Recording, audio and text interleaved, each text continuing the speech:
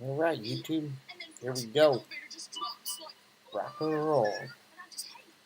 Back 50 times.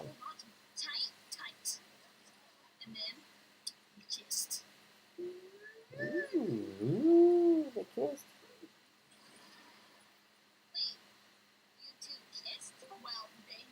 What's up, fellas? Seems like nobody's in the lounge, so must be pretty slow over here. Oh, Blanken and AFK. What's the AFK channel? Let's go check that out. Suppressed. You don't have permission to speak in this channel. I don't have permission. I don't have permission to speak in this channel. Wow. Wow, guys. I'm suppressed. Can't believe I don't have permission. I'll mute myself. Yeah, wow. I'm gonna have to have a talk with Blank about this. I'm gonna have to have a talk with Blank about not having permission to speak in the AFK channel. Okay, look at this. Doge is like going off. What's up, Angelina? If you're there. Hey, how you doing, man? So look at this. Like, this is the rocket I was expecting sometime today. What? I wasn't expecting it to go much further than about 405, 406. I wasn't either, but I knew that, like, hopefully we would get a rocket that would take us, like, up to, like, 42, 43 cents, somewhere in there, like, sometime this afternoon. Like, I was hoping it would be, you know, sometime before, like, after the stock market closed and, like, the West Coast and East Coast started getting off work. I was thinking people would be like, all right, this thing, like, stayed its course all day, so let's reinvest. I FOMO'd in at 405. You know, but I didn't really FOMO. I sold at 406, and then I've like FOMO'd back at 405, thinking, well, maybe 406 was like a little quick. Yeah, I sold at 402. I tried to sell at 403. I've been selling at 404 or 405 all day, and then buying back at 401. I've done that 4 times, and each time I got about 290 coins. But I was only doing like $10,000 to $15,000 at a time. I sold last night before I went to bed, and it was down at like 30 something. And then I saw it dip down to 37. I got in at 37.2, and then I sold at right at 415. So that was a good scalp.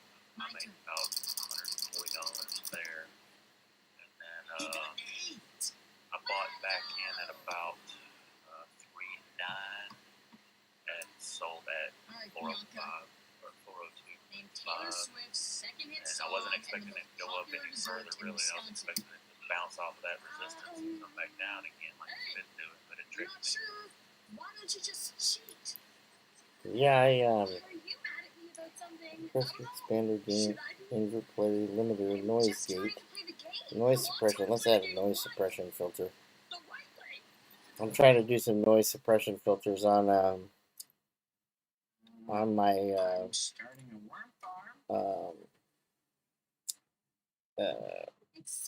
YouTube, and that way I can like put a filter on so that like, well, my daughter's watching like it,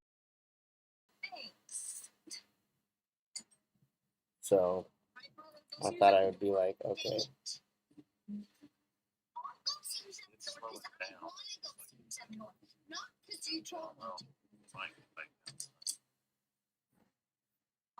Yeah, I think it's so I'm hoping that like it lifts beyond 413, but boy, it just is. Let's see what faster chart just said. Just seems like it's stuck. Like it's like, so that tells me that like we're having waves down at the faster charts. Yeah, see, so like in the 5-second chart, it's just waving up and down.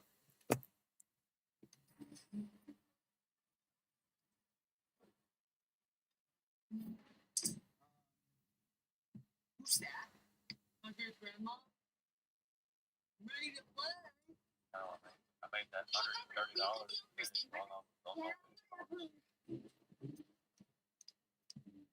Right? Starting up, make money, starting work. Let's see what happens if we try to sell this. I don't know if it's gonna sell quick enough. Nope, it kicked it. Kicked it. I tried to sell this at 4114, and it like it killed it. It like didn't take. It was there, but like it was there only for like 20 seconds and like enough to like not take it. It's gonna stall though here at 410. Like I already see it like going back up at 410. So I don't know. We'll see what it does. Oh.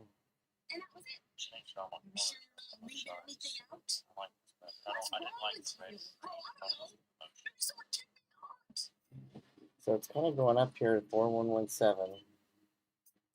And I had it at 4114, but it's just like on Robinhood, it's that they have a 300ths of a, they do about 4/100ths of a, between, like right now it's 12/100ths, but yeah, they do this weird, off kill where no matter what the ticker's at, they're always off at least 100th of a second, or a ticker.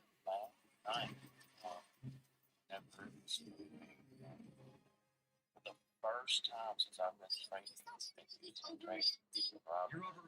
I saw trading going up and trading at a higher price than Robinhood. There was like a 2 cent difference, and it took like 10, 15 seconds for Robinhood. So that happens, and a lot of times when that happens, Robinhood will freeze your ability to buy. So like they like have something that like watches that, and then like, although I have had a couple of times, so at 9 o'clock, like actually 8:57, Pacific time, like right at midnight, like 3 minutes before midnight, Robinhood's ticker or something happens with it, and it's always off of like everybody else's ticker, and it happens for 3 minutes where it's whatever's the other side of the price. You have an advantage for a total of 3 minutes on Robinhood. I like how the price spiked though today, like right at the FOMO time. It spiked right when Robinhood was doing its maintenance. So limit orders couldn't go through. So I did a market price order, and it put it in, and it took like 20 minutes to hit that market price. But like it was like spiking. And I was like, wow. Like I think it was at 0.406, on its way up to 4.1, and it put me. And when I did the market order, it put me in at 41 cents flat. And I knew that was the case. And I thought, okay, this is probably going to go above 41, and it did eventually, but not enough to really profit much. And so, like, I thought, okay, well, I didn't think this would tank again and go back down to 41 cents. I thought it would stay up there. But it's obviously not. Where'd you go? Yeah, to talk to a teacher. Oh, I don't think so. Yeah, I was thinking 405. Like, that would be my guess for retest. But, I mean, here's the thing. So, like, when it's rising, it goes up a penny, and then retests in that penny.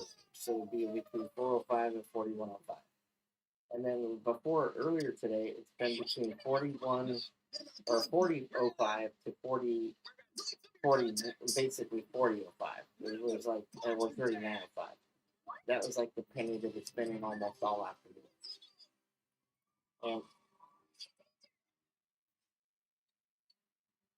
And not yet. No, what do you mean by that? You sure you want to mess with two tough teenagers like us? What did you do? The dynamic V2?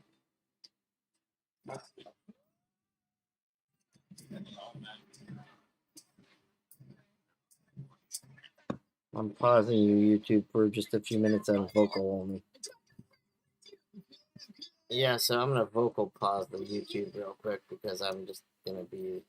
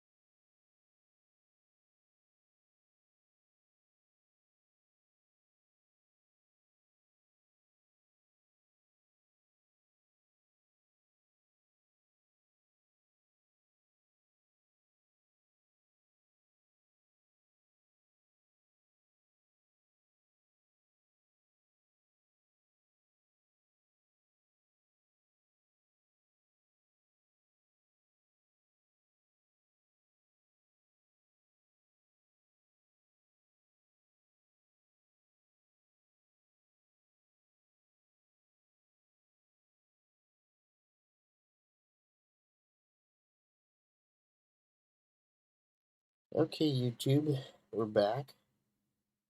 And here we are, still at the 406. Well, we've run up a penny, but we keep dropping back down, so still is what it is. But it's looking good on this 10-minute chart for expansion, so I am waiting to dump my bags and rebuy at a better position. But this is the position now. If this pops back up here, this will be a position, and then we could see a spike. This was a good parabolic, move up. We got up above this old resistance. So this old resistance at the 404, probably what that is, 406. That old resistance is going to probably become our new support. Or right here at our old resistance, which was 4057, will become our real new support. But this is saying it's selling, so we could see a dip here. We could see a dip down to as low as probably this 401. I don't see it going deeper than that, but we could definitely have a dip right here. So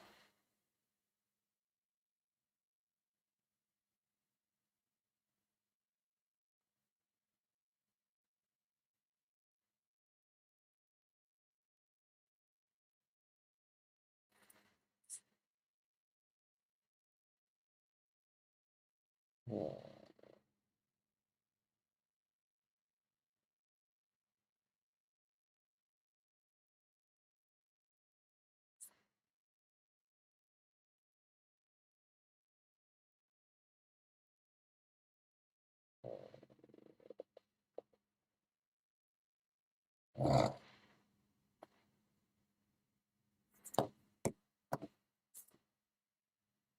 There we go.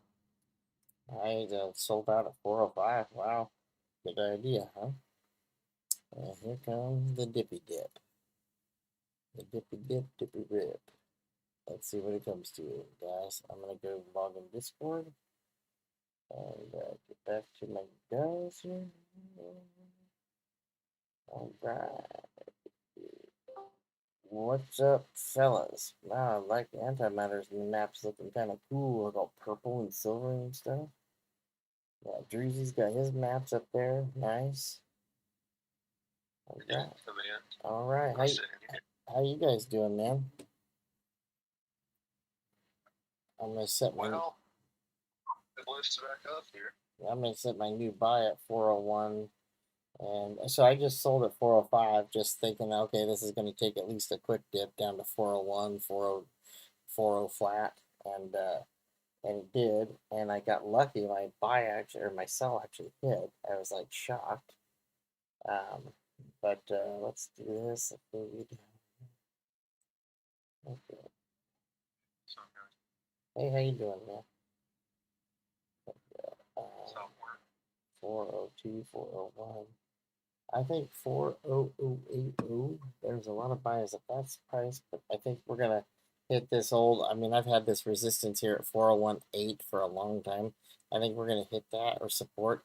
I think we could dip down to this support here at 400002. I'm gonna set my buys at 4001 or 4007, like 2 zeros and a 7. But I don't know. Robinhood's not dipping down there. It's like got a 403. It's already coming back up on Robinhood.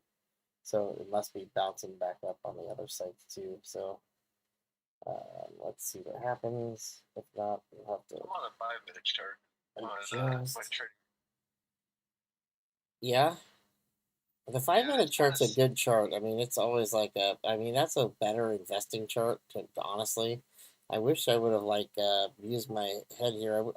So my bag did not fill at 401. I thought it would.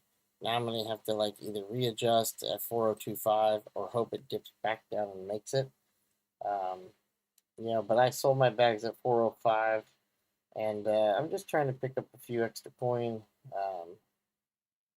Let's do market order limit price 0.4015.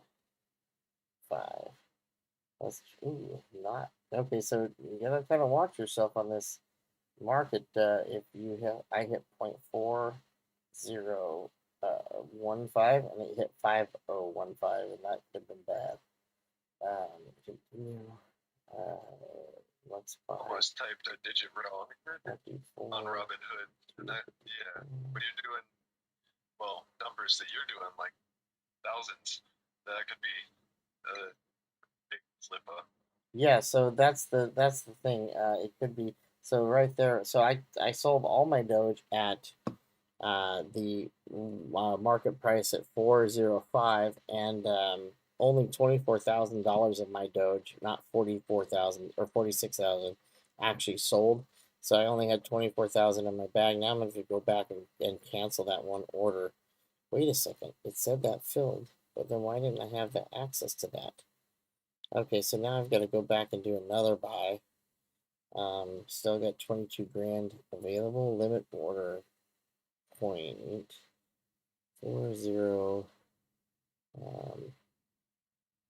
Let's just do 402. Then it just showed it dip down to 40087. It did do that, but like then like I am having a hard time. Like it was 401. I'm just gonna do again 4002 or Robinhood's not representing that yet. No, Robinhood's never representing, so I always have to like change my stuff and morph it to like some crazy. So 40038 in four. So Binance US versus Binance Global is almost 5/100ths of a cent off of each other. So that's quite a big difference. Now I'm seeing the double bear claw with this upside down cup and handle. And I have both of my orders are placed at those that four. Now see, Robinhood should be hitting. Its ticker is down there at 4015. Well, see, it just keeps. Now there it goes, 4012. My tickers right now should both be hitting. I had 401, 4015, and 4014, and Robinhood's there, and it's not buying my tickers. Like I've got two orders in. 4015, and then see it didn't fill either one of them. But there now it's dropping again. Now it's dropping even further, so I have time to cancel one, and then the other one could fill before I cancel it. I was having problems with limit buy orders. I had to do market buys the last 3 times that I've done anything. My limit buys with. Yeah, I'm tired of this with Robinhood. This is why I can't wait to move my money out. So 0.40 1. I'm gonna do. Okay. Right now I'm only down. Let's see, what, $15, but I made. So I don't think it's gonna go. So my one order did hit. My one order did hit at 40. Oh, they both hit. They both hit. Let's see what happened. Okay, so bounce off of 394. let's see what happened here. 39. Yeah, I mean it could keep going, but I finally got those ones I just put in. So I sold at 405 and bought back in at 4014 and 4015. And I like getting Robinhood to drop, even though it is technically dropped. Now Robinhood showing me I'm negative $80 even after that buy, but I'm finally back up to my 115,269 coins. I had 115,000 this morning, lost a couple in a couple of these weird trades, and then now I'm finally back to gaining a couple. The average cost is up a little bit higher, which is okay because I have my same coins that I had earlier. And so I'm okay with the average cost being a little higher now. This is ugly. Like just 40, this 39889.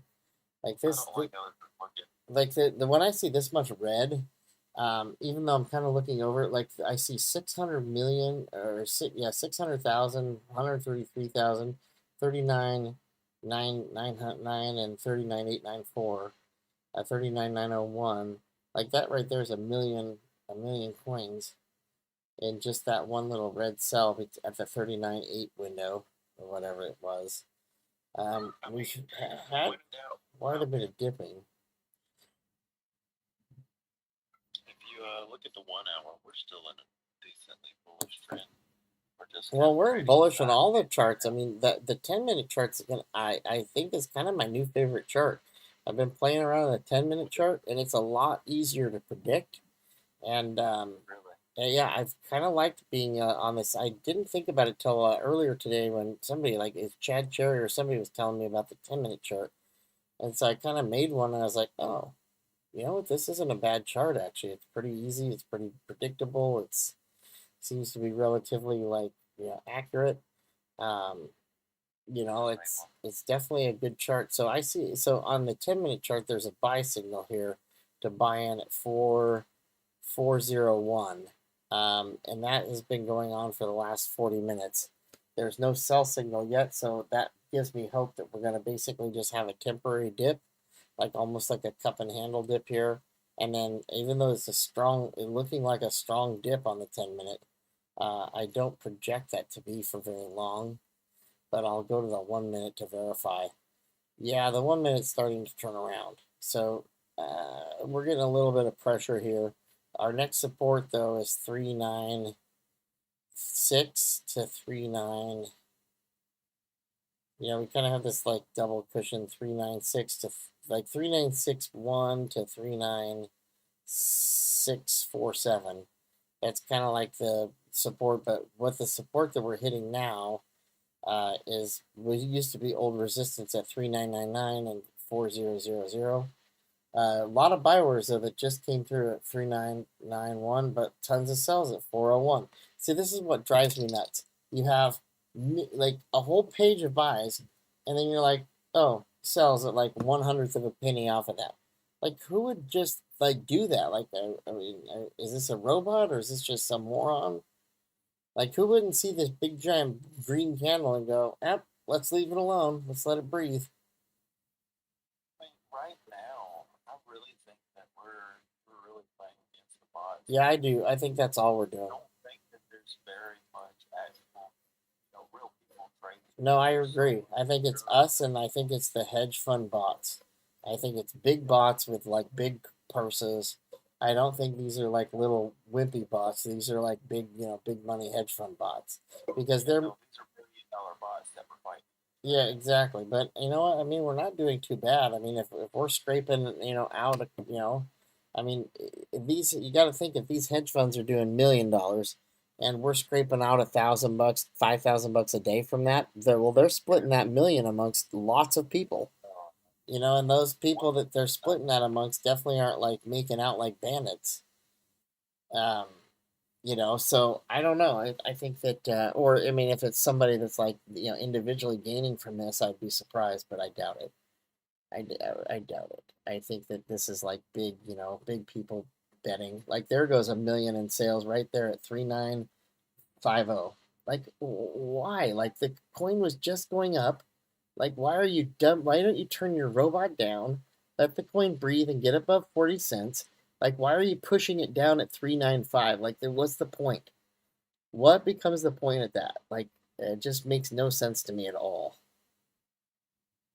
Like why push this thing down? Tame the Arcs channel has hit rock bottom today, looking for adults now. TP, that's funny. Oh, thank you. Thank you, little red big smiles. I love it. Like I love that you guys are sweet. You and your family and my prayers. I greatly appreciate you listening to your knowledge. Thank you so much, guys. Like you know what, guys? People on YouTube are so cool. Um, Doge chart is identical to the BTC chart. Yeah, a lot of days it is. But every crypto chart has the same kind of pattern. We just kind of got to figure out what cycle we're in that pattern.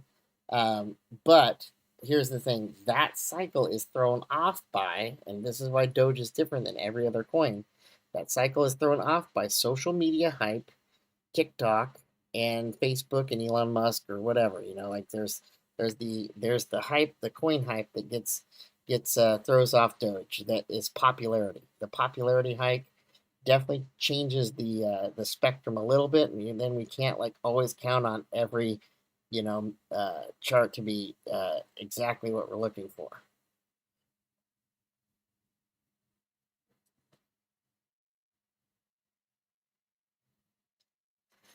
Okay, let's see here. See, like I just don't understand though. Sometimes I'm just sitting there watching this thing and I'm looking at these sell tickers and I'm like, wow, why can't you guys just leave this freaking thing alone? Like, why do the robots just have to like scrape 100th of a penny? It's like, really?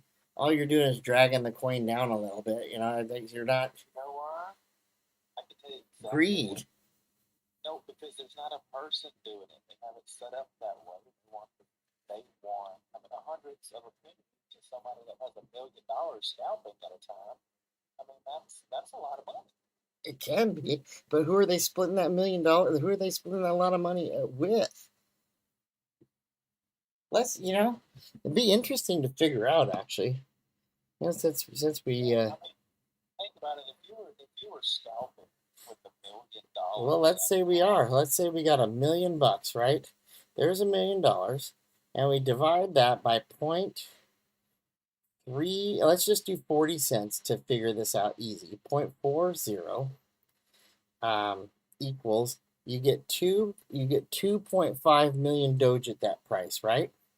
So that's what we're gonna do. And if 2.5 million times 0.001, so for every 100th of a penny on $1 million, you're making $2,500. And they're doing this, it looks like about every 15 to 20 seconds. So if they're making $2,500 2 times in 1 minute, let's say they just do it every minute, twice. $5,000 a minute. Yeah, so if they make $5,000 a minute, we'll just do that times. Let's say they just do it every minute. Let's just say that they get these $2,500 scalps every minute. Then they're making every hour. That is $150,000, guys. So yes, this is why these robots are scraping the crap out of this, because of $150,000. If they do that 24 hours a day, which they are, and they are making 3.6 million a day. Well, you also got to take into account that their bots are really only going to be probably 70 to 80%, right? Maybe in the high range of 85 now. Okay, so let's times this. They're still making like Let's times this. Let's times this by 0.70. Right? Okay, so they're making $2.5 million a day at 70% accuracy. That is insane. Yeah, so like, guys, let's just do this. It's not going to take us very long to make $1 million. I mean, we could make $1 million being smart, like about this within a year. We make $1 million, and then we have the $1 million robots, and then we're making 2.5 million a day, and then we are on our way to become and then we can like let our robots let some of this stuff breathe. We can tell our robots to be cool. Like, okay, the general public loves this coin. Let's not be greedy at 2.5 million a day, guys. Let's just take $1 million. Like, we don't need to take 2.5 a day. We can take $1 million today and be okay. Like, that's what I'm thinking. Like, is I have no problem making money, but I don't need to be super ultra greedy. I'd rather be less greedy and let the general public enjoy some fun of investing and like making their money too. I'm sure plenty of people have started out thinking that way. Well, you're probably right, and then as they get going, they're like, the more money they make, the more greedy they get, and before you know it, they're rat bastards that we all hate. Very true. You have to think about it this way, okay? Yes, you could do that, or you could make as much money as you can and then help out with charities, because the people that are running these $1 million bots, $2 million bots, $10 million bots, making $1 million to $10 million a day or a week, they aren't donating to charity. They don't have your neighborhood's interest at heart. Make everything you can, because they are going to, and then use your profits to help other people. That's the best way to do it. Yes. Yeah, I agree. I think that's exactly right. So Fatima G, let's do some TA on Doge. Today we have been trading pretty much in this window of about 39 to 41, 42 cents all day. It started at about 39.1, and it went up to 39.5. It did that for a long time this morning, and then it was like 39.5 to 40 cents. Did that for a long time. Then it was 401 to 405. Did that for a long time. Then it became like 405 to like currently it was 405 to like whatever it would go to. And then now it's went back down into the 397 from the 405 or higher. So we've kind of been in that range all day. My little trading robot has done like amazing today. I pulled out at $300 profit earlier today, and then I restarted the bot with different levels about 8 or 9 hours ago, and it's only fallen out of range for like a few minutes. My range is 395 to 44 cents.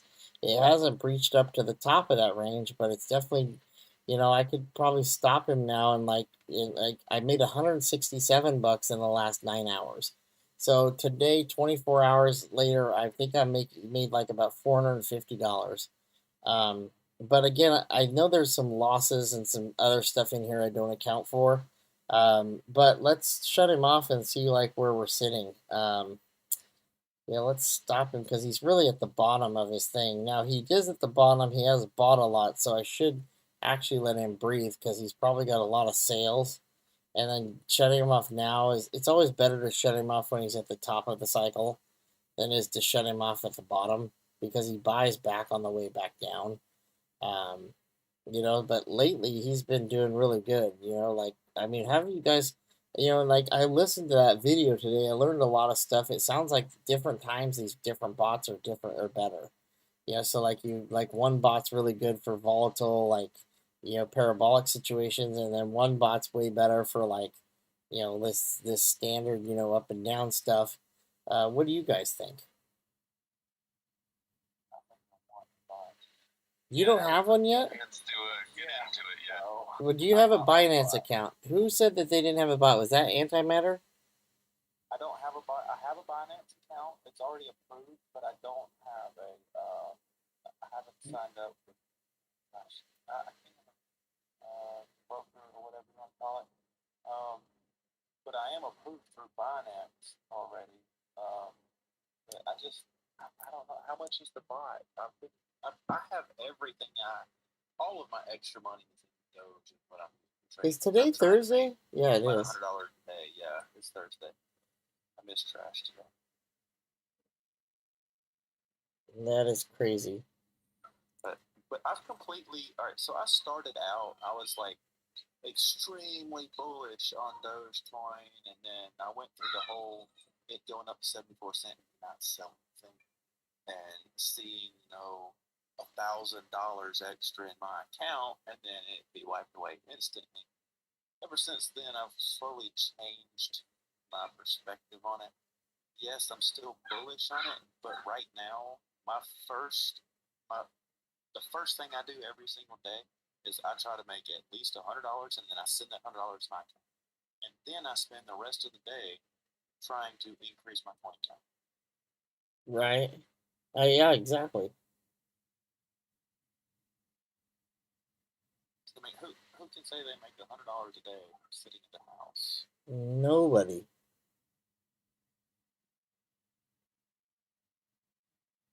And I can always make more if I need more. If there's something coming up and I need more money, I can pull more coins and then just go and increase my money.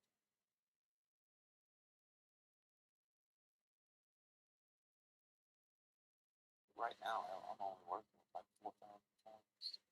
Although I only started with like 2,000 2 days ago.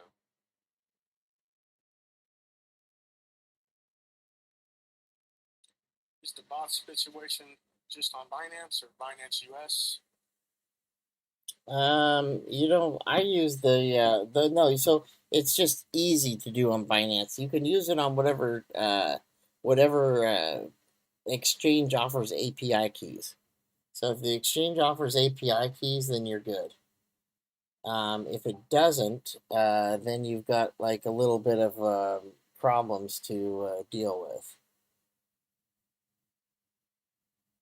So like you can't do it on Robinhood. because Robinhood doesn't have that. Doesn't have. Well, it does kind of have a backdoor. We've kind of found, but it's not like this Bitsgap is set up to do.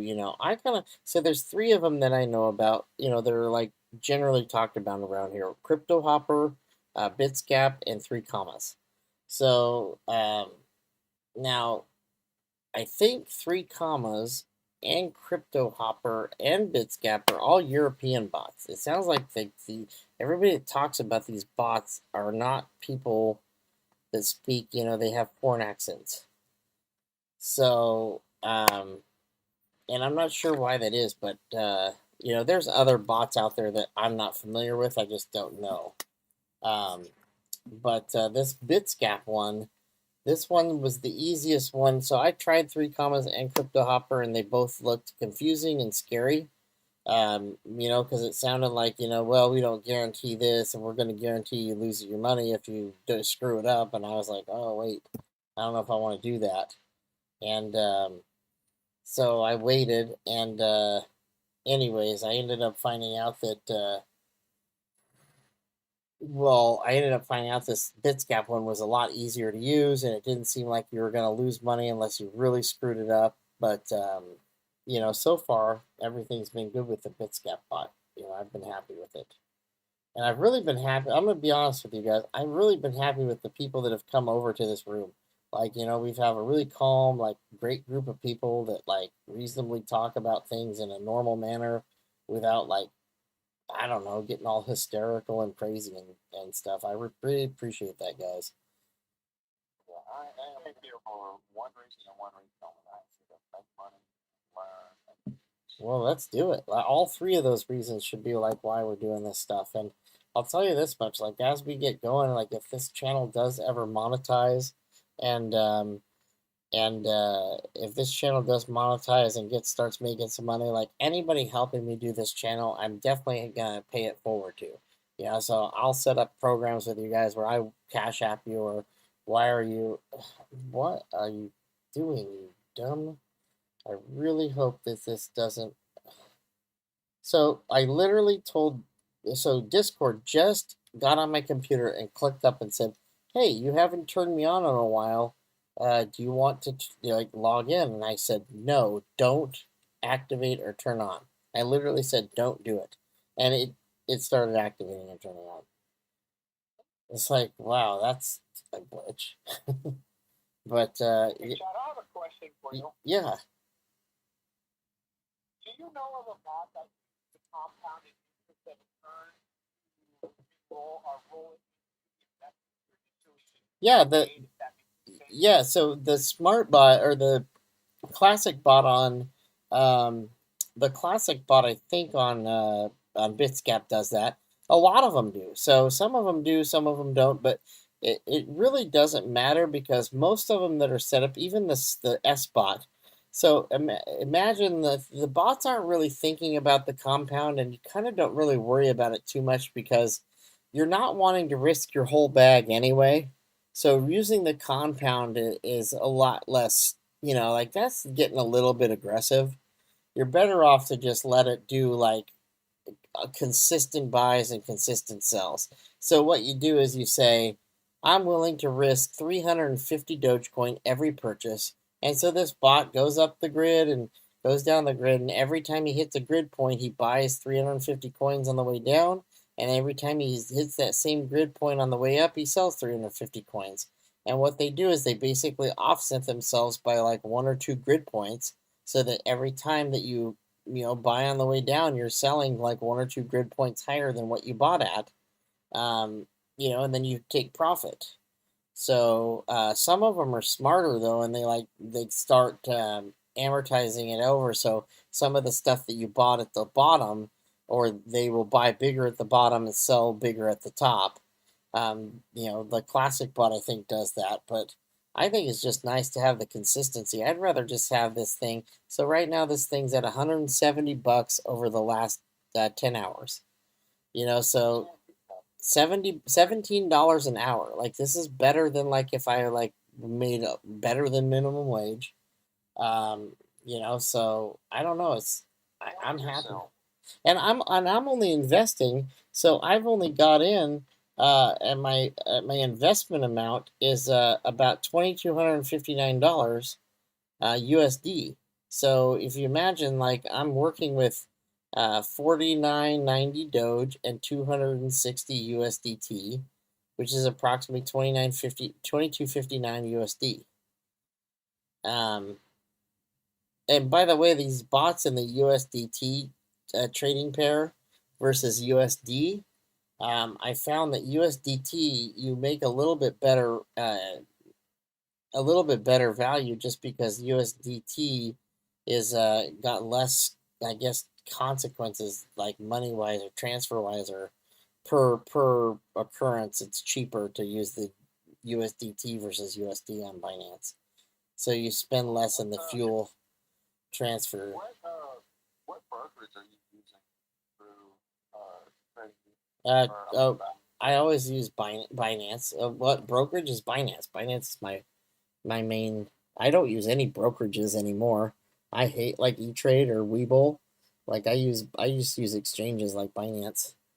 Webull and Robinhood and some of these other ones, they aren't the direct exchange. They buy from exchanges. Binance is like the exchange. So I don't know. Binance might be kind of a brokerage of some sort, but I guess I was thinking about it differently. For some reason, I was thinking about like the broker on TradingView, broker on Binance. Oh yeah, okay. So on TradingView, that you could, if it had the ability, you could actually hook Binance up to it, but it doesn't. It doesn't have a Binance, API or app or whatever that hooks into TradingView, or at least that I know about. But go ahead. TradingView is just a charting app. It's not a broker. No, but you can buy through TradingView and you can hook your brokerage into it. But I think that they're not gonna. They're probably only working with people that are willing to like spend the time and money to work with their app. So you imagine like they're probably not willing to work. What the heck is this doing? Here we go again. So now we've got auto feature. I'm gonna have to reset my chart again because this is gonna keep doing this. So imagine you've got TradingView that they're probably only working with companies that are willing to spend the money and the resources getting in working with their app. So like let's say I'm QuickBooks Pro, right? And you're some software company that is a construction management software, and you want to be have integration with QuickBooks. Well, they're going to probably pick QuickBooks as their integrator because that's the main one that people probably use. Same thing with TradingView. They're probably picking whatever platform is willing to spend the resources, hooking into their system and making it adaptable versus companies, that are like maybe Robinhood saying, like, or even Binance saying, yeah, well, we're cool if, we're not willing to spend development money and time figuring out how to let you hook into our exchange. And they're probably picking companies that like are willing to back, whatever, errors or mistakes may happen. But I'm sure there's a lot to it when you're plugging in an exchange into a chart software when you're making buys and sells on the fly like that. I see a lot of guys using it. Yeah, you mean what? Using TradingView to like pop up their options chain and buy. Oh yeah. Like they're using it for that kind of stuff, and I don't know, like they're whatever. Well, there's only a handful of brands. I don't know how many brands there were, but there's not a ton. Let's see here. Like there's Paper Trading, there's Tradeovate, Amp, Onata, Iron Beam, Alpaca, TradeStation, Forex.com, and Gemini. Like, and then they say there's a couple. Okay, choose your broker and log in your broker account. Here's the rest of the brokers. The rest of the brokers. Let's see here. Trade. And there's AMP Global. There's Let's see what else they got here. So Trade Station seems like that's the that's probably the one right there. Gemini straight crypto. So if you wanted to do just crypto with TradingView, Gemini seems like it'd be the one, you know. Or I would probably go for, honestly, Trade Station. It does crypto stocks and futures, and you get $100 free with an account, with a new account. Hey, Chad, can I jump in here real quick? Yeah. Hey, what's going on, brother? It's in the money.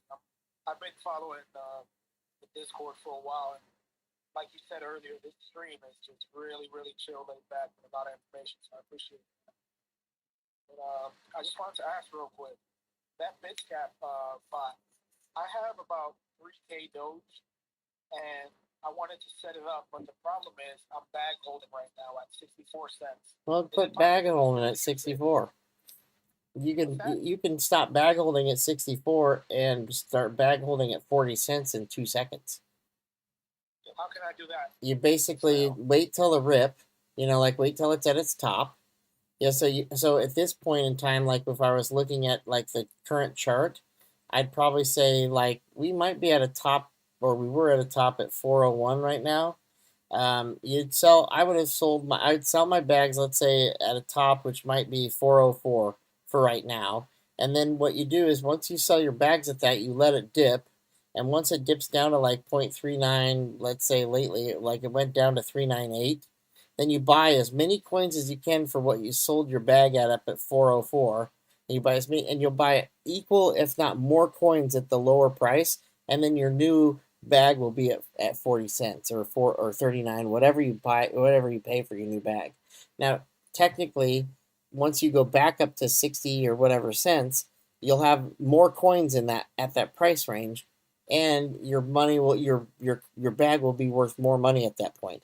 So if you bought a big dip, so like let's say you sold at 44 cents, like a couple days ago, and then you bought in at 22 cents.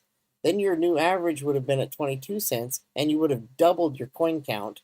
And no matter what you paid for them at 60 cents, now that you're back up to 40 cents, you would have actually doubled your bag. So you'd be double the money at 40 cents and triple the money at 60 cents.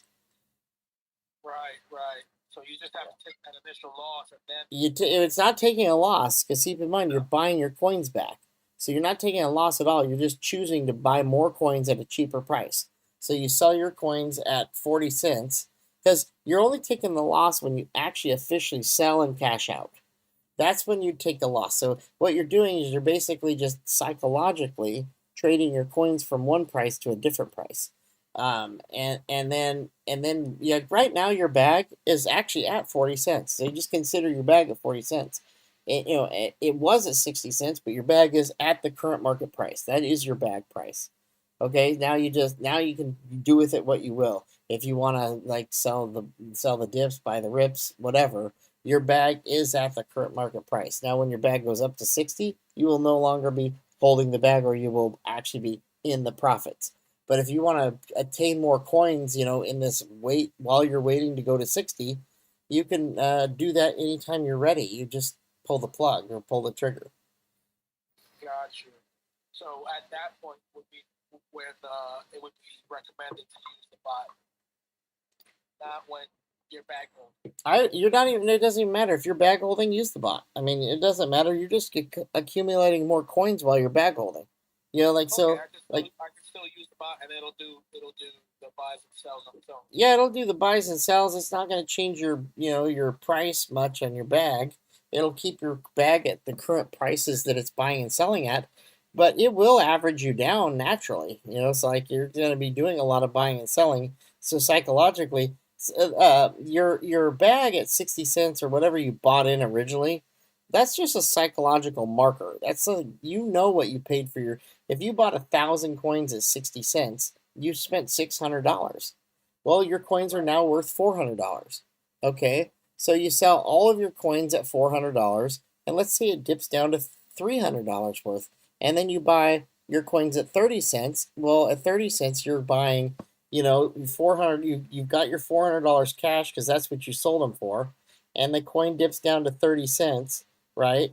And then what you end up with at that point is you end up with 1,333 coins instead of 1,000 coins. So you take that 1,333 and then you wait until that goes back to 60 cents. And now your bag that you paid $600 for is worth 800 because you chose to sell it 40 cents and buy it 30 cents.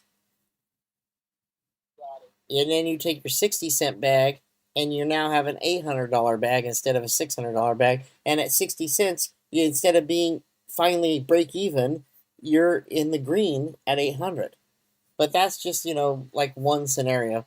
Chances are, like most people aren't patient enough to like really do change their bag price to a really good price. Yeah, with the market the way it's been the last 2 days, it's kind of It's risky, so you just gotta be careful. It's risky to get to count on a 10-cent dip. You just consider yourself. Your bag is what is your bag total, or what you're holding at is you're holding at the current market value. It doesn't matter what you paid for your bag. That's what you're holding at. Your bag is worth what it's worth. It's worth the current market value. So if you want to use part of your bag to buy and sell and accumulate more coins, you can do that at any point along the game. You don't have to wait until it goes back to 60 cents and you're in the profits. You could wait till it goes back to 70 cents and now you got 10 cents to work with. But why wait until that happens? You could be messing with it now and getting more coins. The goal is to get more coins. And the only way you do that is to buy at one price and then sell at a different price and then buy back again at a lower price than what you sold at. So no matter what you sell your coins back, you have to always, no matter what you sell them for, you have to always buy them for cheaper than what you sold them for so that you can get equal, if not more coins doing that. Got it. Thank you. And my pleasure.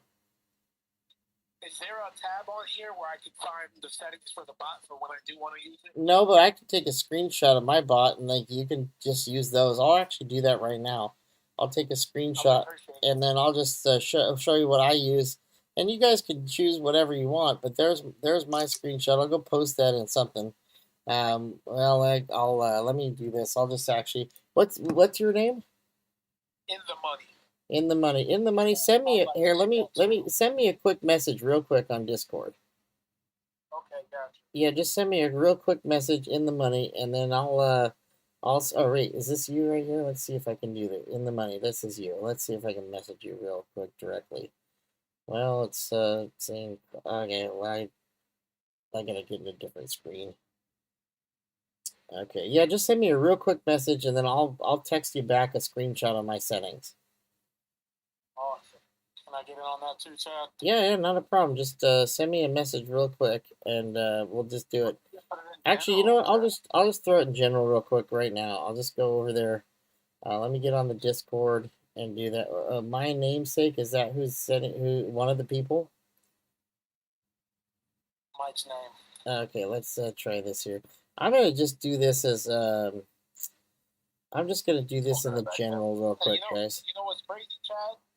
Is that the way that I got up to close to the 3,000 coins, I started with 900 when I first started listening to you guys, and I made it all the way up to 2,000 coins. Oh yeah, right. Then my average got stuck the night of SNL.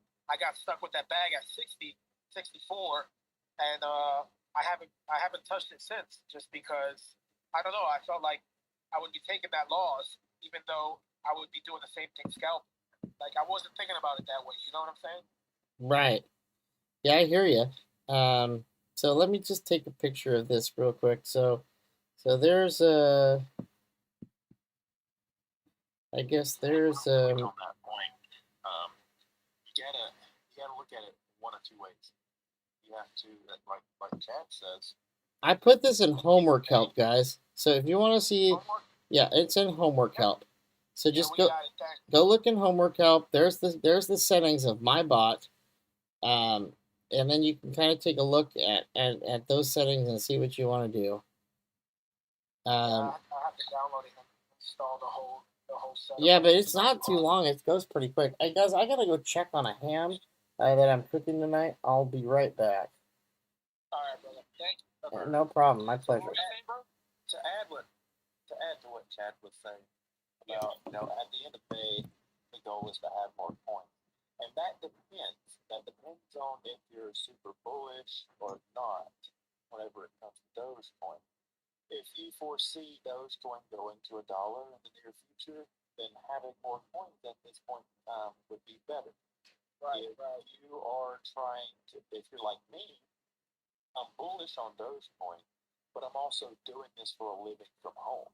So the first thing that I want to do is I want to make my daily amount of money.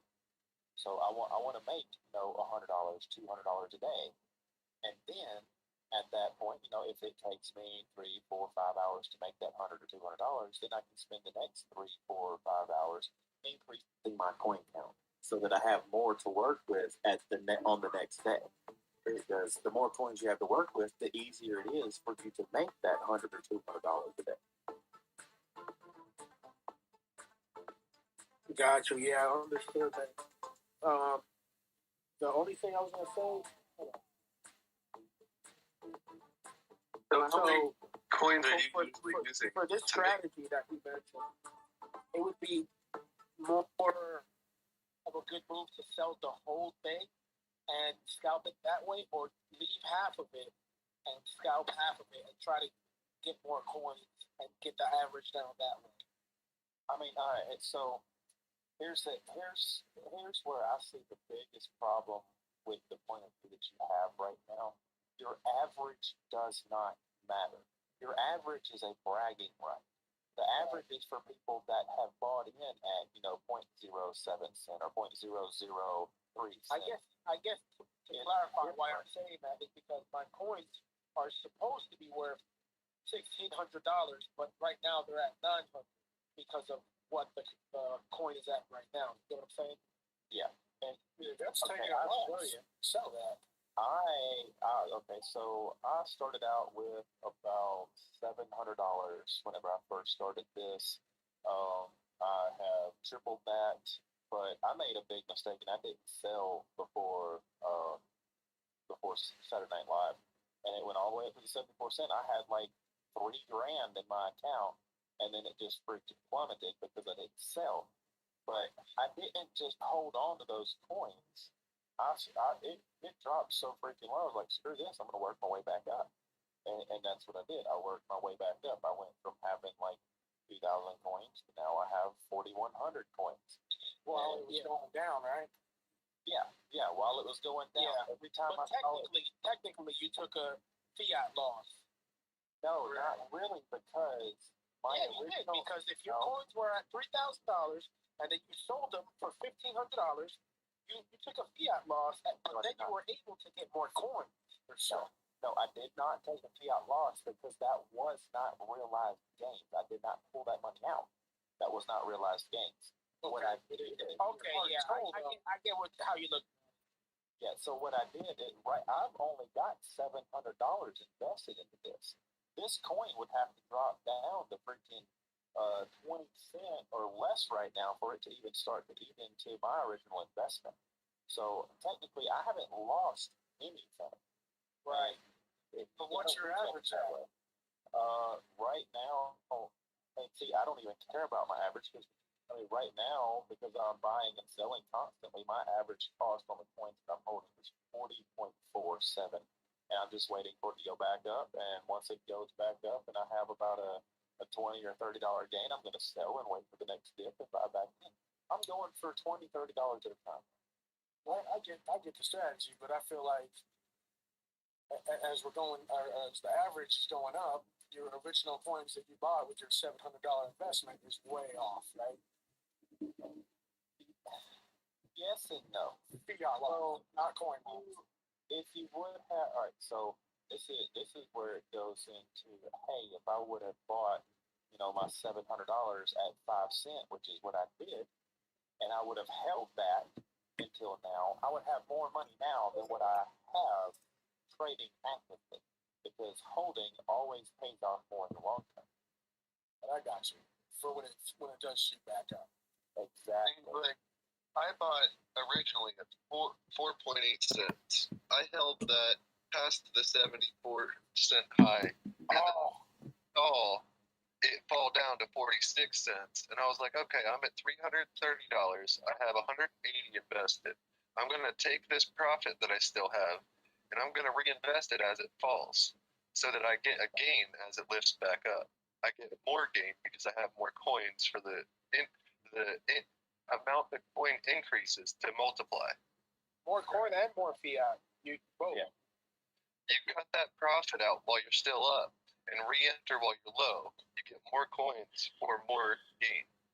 Just don't look, When it goes back up. don't look at it at the highest point as, and then it dipping back down as a loss. Because unless you bought at 74 cents and like I did because I was scalping. well, okay, what was your original investment amount though? Whenever you first started, 800. okay, and what are you at now? 1600 fiat, 2300 something coins. Okay, you've doubled your money. Even though you saw, you know, it hit 74 cents and it could have been triple your money, that still wasn't realized gains. That was just a number that you saw. If Right.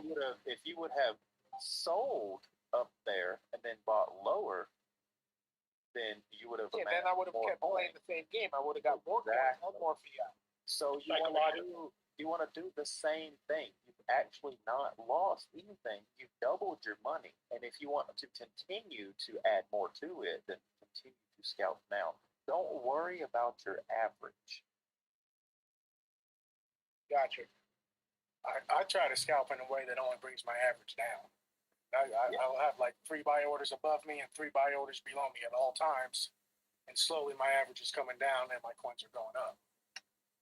That's another way to do it as well. And then once you're above your average, you can sell out if you see it dipping back below that. Which I have done, and I'm waiting for 36. I mean, okay, so a lot of people in this trade say that you've only got, you know, a few different types of traders. You've got holders that just buy and hold long term, and then you've got scalpers, and then you've got kind of swing traders. Well, there's multiple different types. There's multiple different ways to trade, and everybody is going to turn it into what they want it to be, depending on what they need at the time. My need changes. Sometimes, if I need the money, I'm going to go for fiat. Sometimes, if I don't need the money, and because of me being bullish and knowing exactly what Dogecoin is going to do in the future, I just want to gather more coin. So things change constantly, and you have to play to that point. You have to play the market. The market isn't the same every day. Your life isn't the same every day. You have to be able to adapt. You have to be like Bruce Lee. Be like water.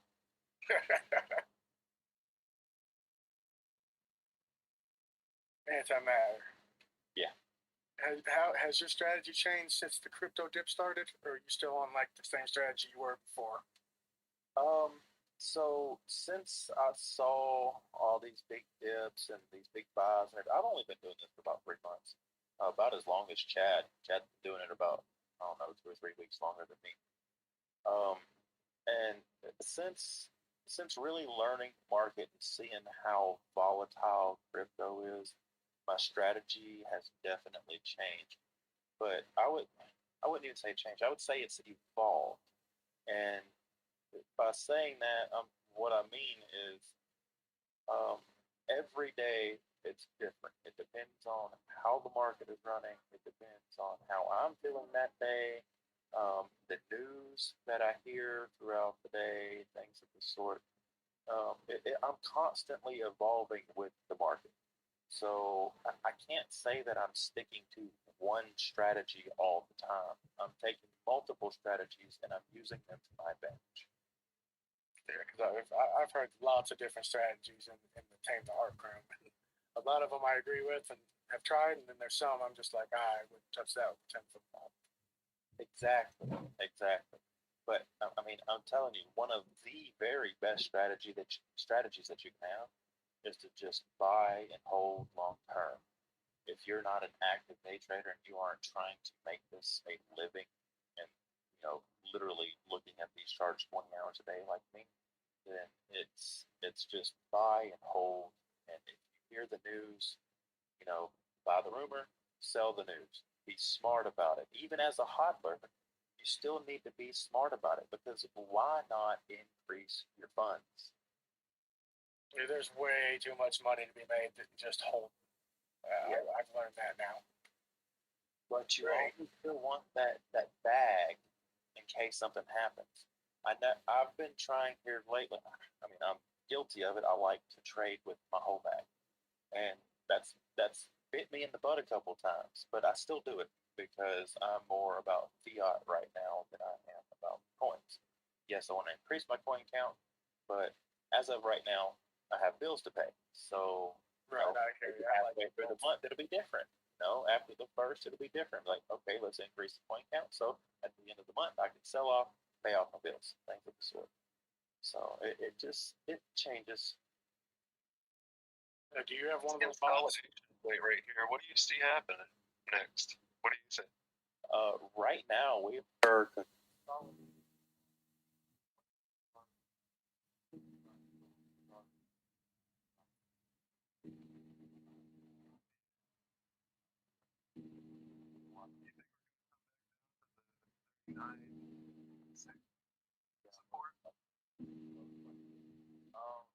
right now we're really like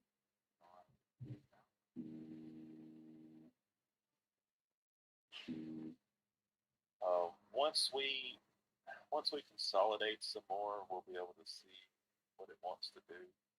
But at this point, I'm not making any trades because the swings are too small. We're coming to the tip of the ascending triangle. I think that we're probably going to go up some. I'm looking for 405 to be our next resistance. I want to see it come up there and do that, and then bounce off of it once or twice, and then go ahead and push up to the 408 mark. I'm probably going to sell at 408 and then rebuy back in around 404, 403, because that's what I think it's going to do. But I mean, I'm How many coins are you trading with in that range? Right now, I'm trading with 4,000 coins. Okay. I turned. I was down. I'm mad about last night. I had 4,600 coins, and I thought that it was going to drop. And I wasn't sure man, when I went to sleep. I sat here for, like I said, I was going to go to sleep at like 9 o'clock last night, and I sat here for an hour after that trying to figure out what I want to do. I even talked to my fiance. I was like, "What do you think I want? What do you think I should do? Let's flip a coin. Let's figure this out because it's freaking random." On one hand, you can have Elon tweet, and it boosted up 5 or 6 See his tweet like it from did. this morning? Yeah, or it could just fall, and then I lose my fiat and not have enough to buy the dip and things of the sort. And she wouldn't even answer me. She was like, "You figure it out." So I went to bed last night not bought in, and then it jumped up, and I lost out, or I missed out on like $500. But I still have all of the fiat, and I didn't lose any of that money. Yes, I lost some coins, and I started out with like 2,000 coins this morning, and I've already turned it into 4,100 coins, and plus an extra $200 on top of what I started with. Hell yeah. I'm wondering if we're going to see another decent turn down.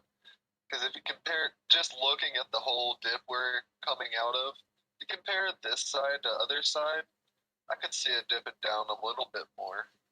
So right now, we're definitely support in 390 range. 390 to 395 has a big support. I can see that. Right now, if you look at the 1 minute chart, the ascending triangle here is starting to turn. At the end of it, the last 30% of it is starting to turn into a descending triangle.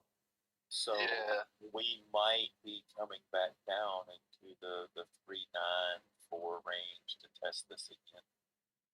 Yeah. My bag mine isn't as big as yours, but I'm holding 300 coins. I bought a little bit because I thought it might go up. and then it did, but it's at 4035. So I'm not much shy of what. I'm normally all in and all out just because I'm trying to maximize my profits. I'm trying to maximize my fiat. Whenever I'm trying to That's my maximize, goal too. I'm similar in wanting to do this as a day job instead of going somewhere to work. But I'm still unsure of myself in the way that I kind of want to minimize the risk of loss rather than maximize the gain. yeah. Yeah, the whole bag is brave, bro. I see right now that's turning around. It's starting to push back up. So see That it is. We might see a little rocket here. it filled that triangle.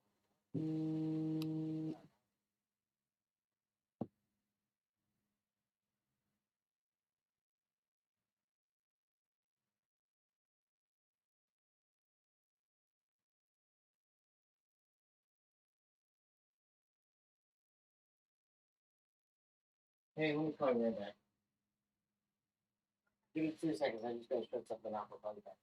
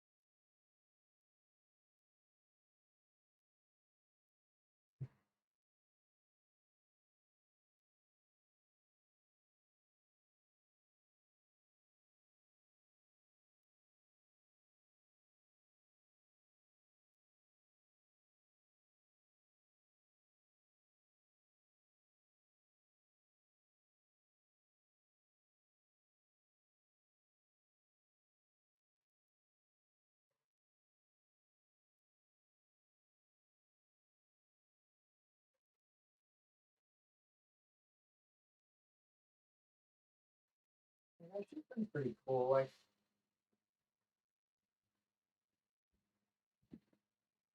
exactly. If you're gonna make it go at it, like, no, what's been a good part for me? Like, she at least like deals with my shit. Exactly.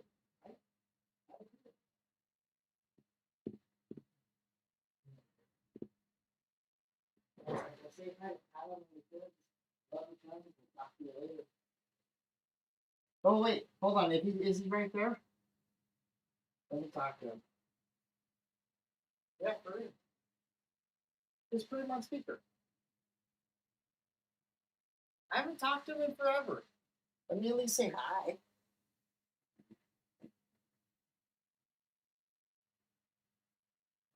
All right. Hey, Adam. Hey, good, buddy. So I just thought I would tell you that, like, I was talking to Amy while she was on her way home. I've been doing a lot of, like, cryptocurrency trading. And I told her, I said, I need to teach you and Adam how to do this because I make a freaking ton doing this stuff. So the hot tip, well, right now I do Dogecoin. That's like my favorite coin to play with. It's cryptos have like we're going to be in like a little bit of a crypto winter. But like if I find something that I know that you guys can like double or triple your money on, I'll give you guys a call.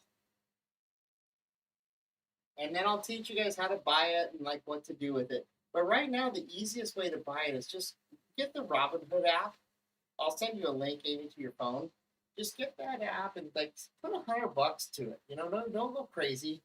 Put $100 on like some coin that you guys like. I'll tell you a good price to pay for it, and then just let it sit there for a little bit. Dogecoin's right now on sale. It's like 39 cents. You can get it at 39 cents now, and it will probably be $1 by the end of the year. So like if you bought $100 worth, you're gonna get like a handful of coins, but you can almost triple your money by the end of the year if it goes to $1, or you at least get 1.5 times your money. So you'll have like you'll have $250 worth of Dogecoin at the end of the year. It'll have some dips and stuff. So, what was that? I do a YouTube channel. So, like, I'll text you a link to my YouTube channel, but I like teach people how to buy this stuff on YouTube now. It's not huge, but I have a Discord. Do you guys know what a Discord server is? Okay, so I have a Discord server, which is basically like a big chat room that everybody goes to. And I put my charts and stuff on YouTube and I stream them 24 hours a day most of the time. And then people like come to me and like are like, well, how do I make money doing this? And I teach them. But it's cool retirement. Even if you want to like put the kids through school or like have a little extra cash or whatever, like I've helped a lot of people make a lot of money. Well, I like really just started teaching people like a week ago. Like I've been just doing it for myself in the last 4 or 5 months, but like I really like realized how good I was at it, and I joined a channel or a YouTube channel like a while back that only had like 2,000 people. Well, when I started doing chart analysis and like talking on their channel, their attendance grew from 1,500 people to 10,000 people, and so then a lot of people were like asking me to like make my own channel and do my own thing. And so like I did that, and here we are. But like I'll give you guys some good advice, and hopefully like you'll make a little money and have some extra cash for vacations or whatever.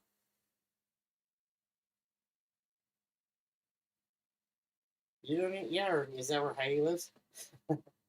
Yeah, I live in Canby. But yeah, you guys, anytime you guys are in the Portland area, definitely call me and we'll go to dinner. If you guys ever come out this way.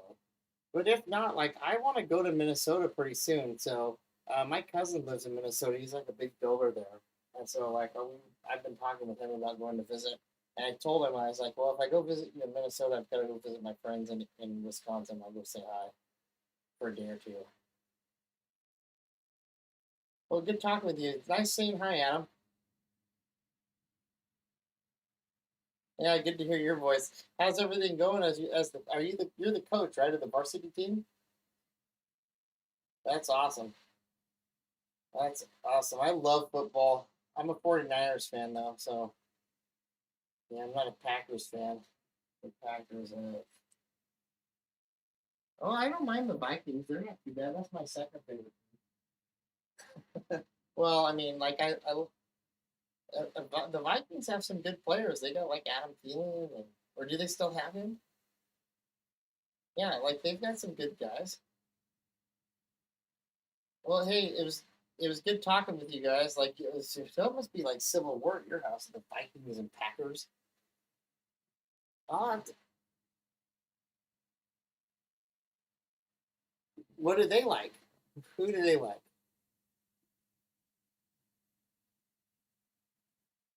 Oh, who's the Chargers fan?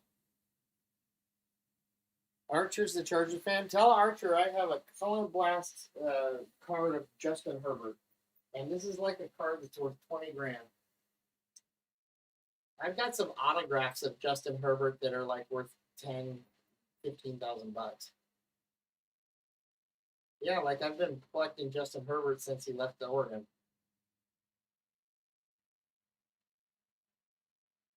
Oh, does he?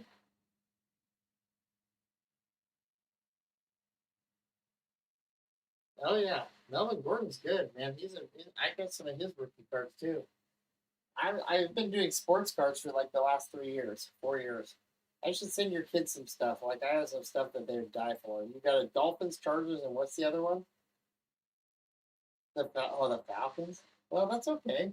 I mean, the Falcons. Who they got? They used to have Julio Jones, but I mean, Julio Jones. He's amazing. I got some cool Julio stuff. You know, I'll find some stuff and I'll send your kids some cool stuff for Christmas that they'll like. I was gonna send you guys some Viking and Packer stuff last year, but I was like, I don't know if their kids would like it. No, it's like I really was. No, I swear, like I'm gonna find it, Amy. I like packed up. So I have this the card that's like the most traded card in football is called Prison.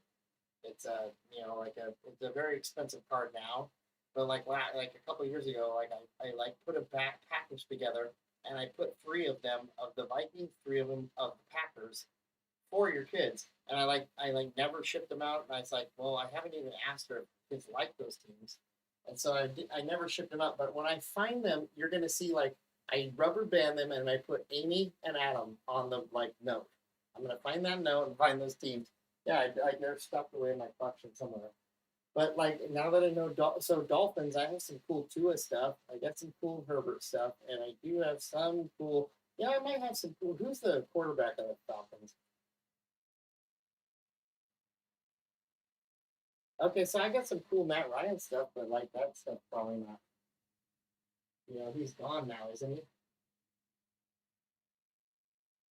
Well, we'll find some cool stuff in the next little bit, but I've got some cool Tua and Herbert stuff for now. And Julio. I got some cool Julio stuff. So I'll send that stuff to your kids. I got some rookie cards of Herbert that your kids would love. But they're worth like, I mean, some of this stuff, I mean, like Herbert stuff, is like, I don't know. No, I don't care. I've got like 10 of them. Like, no, I've been collecting Tua and Herbert for a while. Like both of those guys I've collected since college. So I've got some Tua stuff. I've got like a handful. I've got autographs of these guys. Like I've got a couple autographs of Tua that are probably $1,000 a piece. But the stuff I've got of Herbert, like I've got a $5,000, $8,000 autograph card. But the one card that I have that's cool is called the Color Blast, and the cases of those cards cost $20,000 a case, and one card comes in every 10 cases, and then it's a 40 card set, so you have 40 total different players. But I got the Color Blast of Herbert, and like I just randomly got lucky and got it, and but yeah, it's crazy. Well, anyways, it was good talking with you guys. I'll send you the next latest greatest crypto thing, but like just get Robinhood, put $100 in crypto, and then I'll teach you guys how to do it. All right. Have a good night, guys. All right. Bye.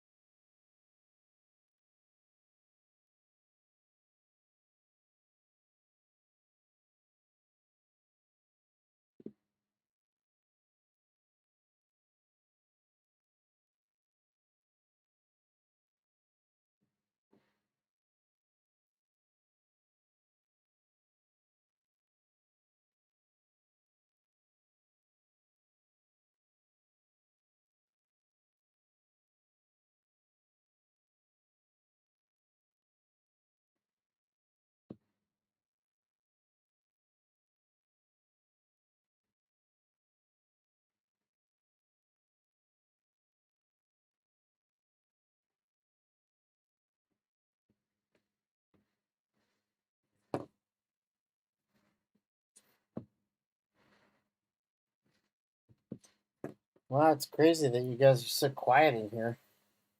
That's because we're patiently waiting for you. Oh, really? Just wait for the fish to take the bait. That's all. Is that what it is? Like, I've been like waiting for this coin to go back up, and I've been like, I've been actually like doing dinner with my family, and then I had a friend call from I haven't talked to in forever, so I I tried. want to say you're broadcasting that conversation live on YouTube. Was I? Like, you guys could hear that? Yes. Well, I tried to talk her into crypto. I was like talking to her and her husband. I hadn't talked to either one of them in like a year, so it's been a long time. But I was, that's funny. Well, I don't care. Like I didn't think I said anything like inappropriate. I don't think. But no, I've been doing like baseball cards before I did crypto, and so like I found out like her kids' sports teams and stuff. Like I've been saving some cards to send her kids. So this is like a girlfriend of mine that like, like the kind of the one that got away, but like not really. Like we were better being best friends than not. Um, but her and her husband are great people, and her and I have just always been best friends. But I think we would have made a great couple, but like I don't know, not really like in that way. Like I'm kind of glad the way things turned out. But she's super attractive. She looks like Britney Spears, or she used to, but with blue eyes instead of brown. But like she was super cute back in the day. I don't know, like I don't really pay attention because she's now married, and I don't play that game. But like she's a good person. Like, but she was really fun to hang out with, and we were party animals. And this was back in my DJ days. And no, I was trying to talk her and her husband into doing some crypto. I was like, just get a Robinhood account, put $100 in, and then I'll teach you guys what to do. I started a YouTube channel. I basically told her, what I've been doing. I don't know. I don't think I was like too far off. Trying to help, so. I like helping everybody, and I like teaching people.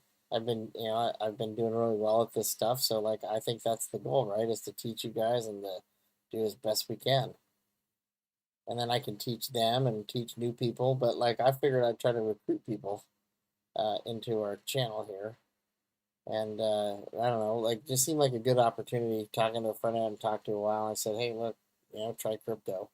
Like I like her husband's a pretty cool guy. He's like the high school coach, and like of the football team or whatever, and like they live in a town of like 3,000 people or something like that, but good people.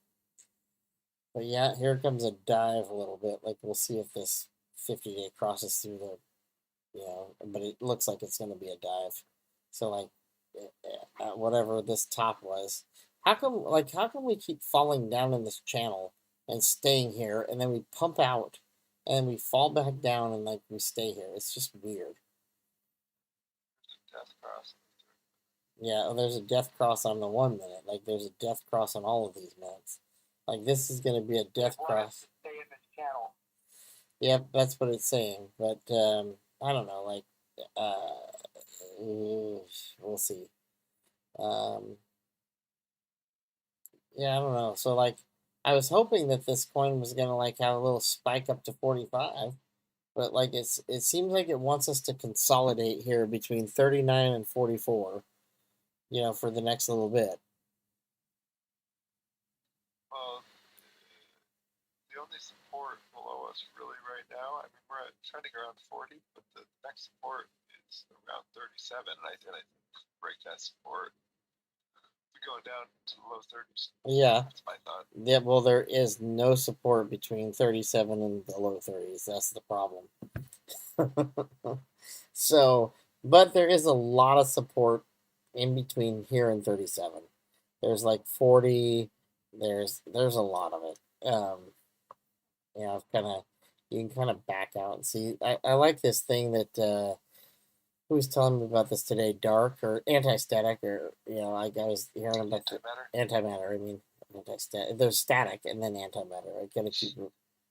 Get these names can like. Why can't you guys just go by your real names? Like Joe or Fred or Kevin. It'd be a lot easier. Although I get it, like I had my name on, like I always called myself DDJC Dub on PlayStation, so everybody would call me DJ. Let's see here.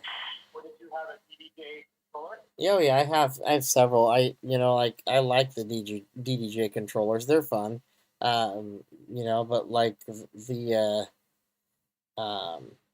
yeah, I don't, the new so like back when I was spinning, I spun on a DJM 700 and like that was my latest mixer. A DJM 600 was most of the mixer I played with most of my career. And then I had two Techniques Mark Fives. Those were, and then I had two CDJ 1000s. Those were like, that was my setup back eons ago. And then, like, as I got older and like upgraded my setup, like, I started out with like a DDJ, like, I think it was like a DDJ 1000 or whatever it was called. And then, oh gosh, what's my latest one? Is like an XY something, RR. Let me think about it here. VR. It might. It's a 4 channel. It's not Serato. It's It can do a record box. Well, I don't know if it does either or, but it's like an XDJ XZ. I think is what it is. Okay. XDJ. CDJ Nexus 2000. Okay, so yeah, those are cool. Yeah, so like I played with like the CDJs for a while. Like the 1000 was like the CDJ that was available in my time, and then after that, like, so yeah, my controller is an XDJ XZ, and it's basically like two, Nexus CDJ 2000s with a controller. If that makes any sense, but it's like it's all a controller. And I think it's record box, if I remember correct. Yep. But that's definitely record box. I own the #2 wedding DJ company here in Montana. Oh, really? Cool. Oh, you're in Montana? We're at Montana. Missoula. No, Missoula. Dude, I've like would love to retire in Montana. I thought about like, wouldn't it be great to just trade in Montana and like live on a big giant piece of property and like just chill, but I'm trying. that would be like my ideal life. Like I love country and like just scenery and like farms and like land. Montana. Have you ever seen the TV show Yellowstone? Oh yeah, I love that show. Costner? Oh yeah, one of my favorite shows ever of all time history. In fact, one of my favorite episodes. Oh yeah, go ahead. I'm the resident DJ for Paramount Pictures when they come out here to Montana. Oh, that's cool. Very cool. So I love that show. I used to. My favorite episode was when they had Zach Bryan on their show, and or like his like song that he sung. God, what is it?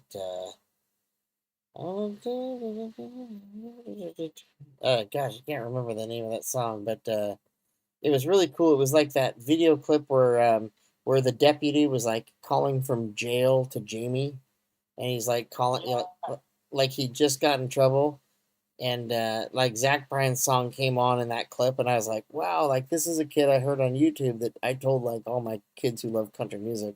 I'm like, this kid's gonna be like, this kid's bomb. Like, I love this kid's stuff. And then his stuff was on that show, and I was like, wow, this is cool. Like I called this kid way before he was ever on like anything cool. I was like, this kid's gonna be amazing, and then he's like in the Yellowstone episode. I was like shocked. But it was something about like convicted or gosh, I'm condemned. Oh, condemned. I'm condemned. I'm condemned. All the glories in the end. Nobody. You know what I'm talking about? Like that song.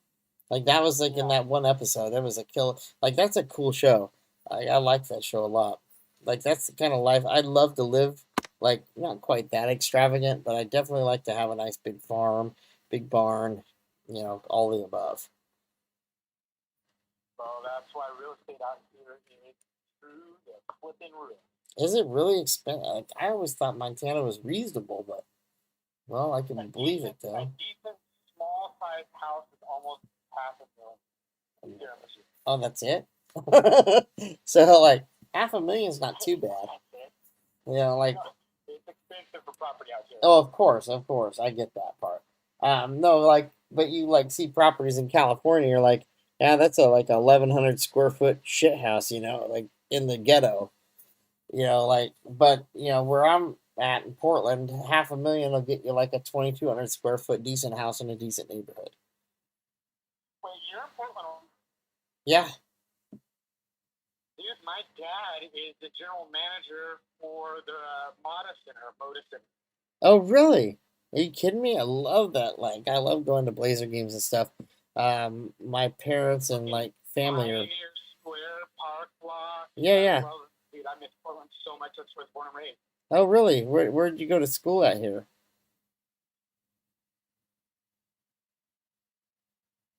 Hello? Harriet Tubman Middle School and Lincoln High School. Oh, you went to Lincoln? Okay. So, okay. So how old are you? I'm sorry? How old are you? 43. 43. Well, he would have been graduated by the time you were there, but I had a friend that went to Lincoln High School. What was his name, too? Shoot. Now I'm trying to remember his name. Well, he was a friend back in high school or middle school, and then now I can't. You know, I'm trying to like. It's been such a long time, but yeah, like I had a couple friends that went to Lincoln High School. You know, Lincoln's a cool school. Like Anthony Newman for a little while was like coaching some of the football stuff over there, and he was actually a Duck that went to play for the Raiders and then the Chargers and then the Rams and then now he's back up here in the Portland area doing football camps. But your dad's the general manager of the Moda Center? Correct. Very cool. I've been there a couple of times. Used to be the Rose, not the Rose Garden or the Rose Quarter. Yeah. So that's cool. Like, so what does he do there? He just manages the whole facility for like Paul Allen's sister, or? He manages all the skyboxes. Oh, cool. So he'd probably know my dad. I guarantee you, your dad would know my dad. So my dad was the like executive vice president for a tire company, Les Schwab Tires out here. Okay. And he did all of their marketing and advertising purchasing for years, and like would buy all the skyboxes and stuff at the Moda Center for their company because Les Schwab was one of the biggest Blazer sponsors in Oregon. Right. So that'd be that. How long's your dad been doing that? 10 years. What's his name? What's his first name? You don't have to. What? Gary. I'll call my dad's name's Gary too. I'll call my dad and I'll ask him. I say, hey, do you know the general manager Gary over at the? And we'll see what he says. But I guarantee you he'd know him. You know, he'd probably know his last name. But I won't let that get brought. My very first job was at the Cucina Italian restaurant right across the water fountain at the Rose Garden. I know exactly what you're talking about. That's awesome. That's a cool that's a cool place. I went so I back in the day I owned a skateboard retail or action skateboard store, and we helped put on some events like the Do Tour or you know some of those like action sports events. At one of those events, we'd hold those at the Rose Garden or the Moda Center, where I guess we'd call it Moda Center now, but at the Rose Garden back in the day. And then my family's really good friends with like a couple of the guys that were retired Blazers that now work there or are still involved with the team. The Glide Direct. Yep, I remember Clyde very well. So when I worked at Les Schwab, my dad's store was the store that would supply all those guys with their custom wheels, their lowering and lifting kits for all their cars. So we got to know a lot of the Blazers. That's so cool. Yeah, so a lot of those guys. But like my best friend's, his uncle played for the Blazers, Darnell Valentine. No way. Yeah, my best friend's Omar Valentine.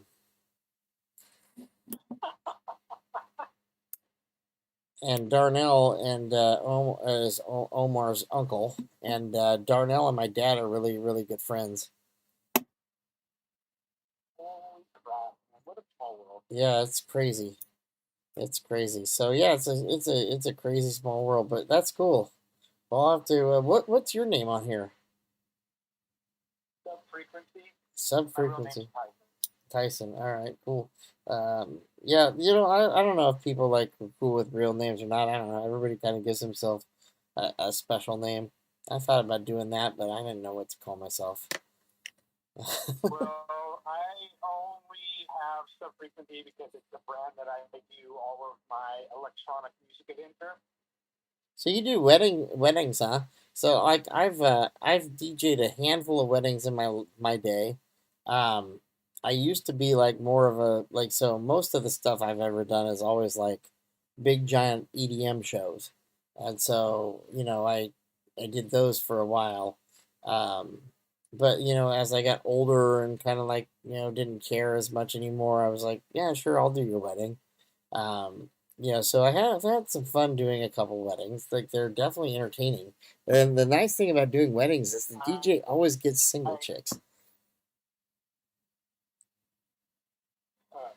Well, not this DJ. What was that? I walked away and I came back to this big ass red candle.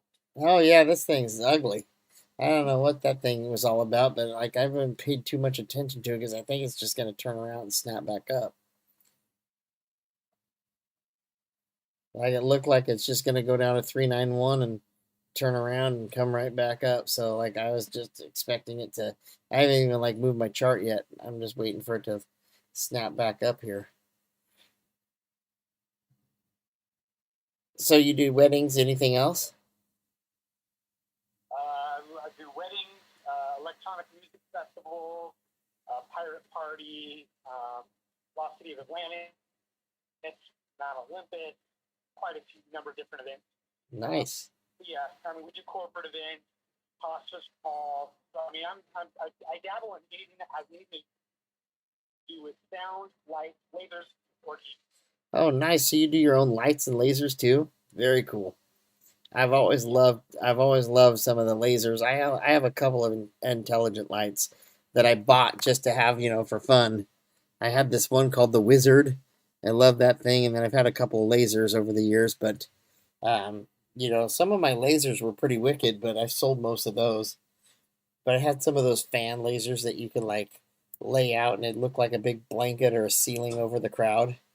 If you put smoke in. Sky. Yeah, like liquid sky. Yeah, I had a couple of those lasers that were kind of cool. Um, but yeah, I don't know. Like I've always loved lights. Lights is part of the show. Like that's cool too. Like lights, sound. Yeah. So I have some Mackies. I used to have a Mackie Fusion system, and now most of my stuff now is Mackie Active and like just the big like a handful of big giant Mackie speakers. But I've like they're kind of stuffed in my garage. I don't even really get them out and use them much anymore. I just haven't got rid of them. Right. But I have one of the largest QSC sound systems in the state. the what kind of system? QSC. Oh yeah. Oh friggin' that's nice.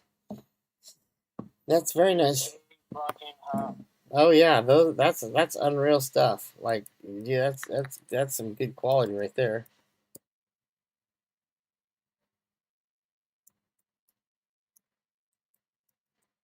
They're the unreal quality stuff. I used to like what was that brand I loved forever? The QFC, like that's some nice stuff. I mean, that's as nice, if not nicer than Mackie on most of the things. Where do you get most of your QFC from? Just direct or Yeah, direct from the distributor. like Midwest. okay, so you don't just go direct from like QFC. No, you don't buy from QSC. They have authorized resellers. Gotcha. Okay. I didn't know how that worked with them. I've always like just went to their website to look at their stuff. Right now, I'm looking at trying to get into some PK sound or void. I'm trying to remember like the club speakers I used to love. I'm trying to think of the brand. But PKs, man, that's $100,000 sound system. yeah, like well, they weren't PKs. Gosh, what was the name of them? I'm trying to remember, but I used to love this one brand, and I was like, oh man, those things are freaking amazing. Turbo sound? Not turbo. It's like I want to say it started with like an A or a Z, and it was like a 3 to 4 letter word. Trying to if I heard it, I'd know exactly what it was. But they were friggin' amazing speakers. I was like super shocked the first time I ever heard them, and then I've seen them a couple of times in like massive, nice churches or at the Moda Center or places like that. Yeah, that's you're talking liner rate systems, which are like big top dog money. What was the brand? Oh, it's known, the terminology is known as a line array system. Yeah.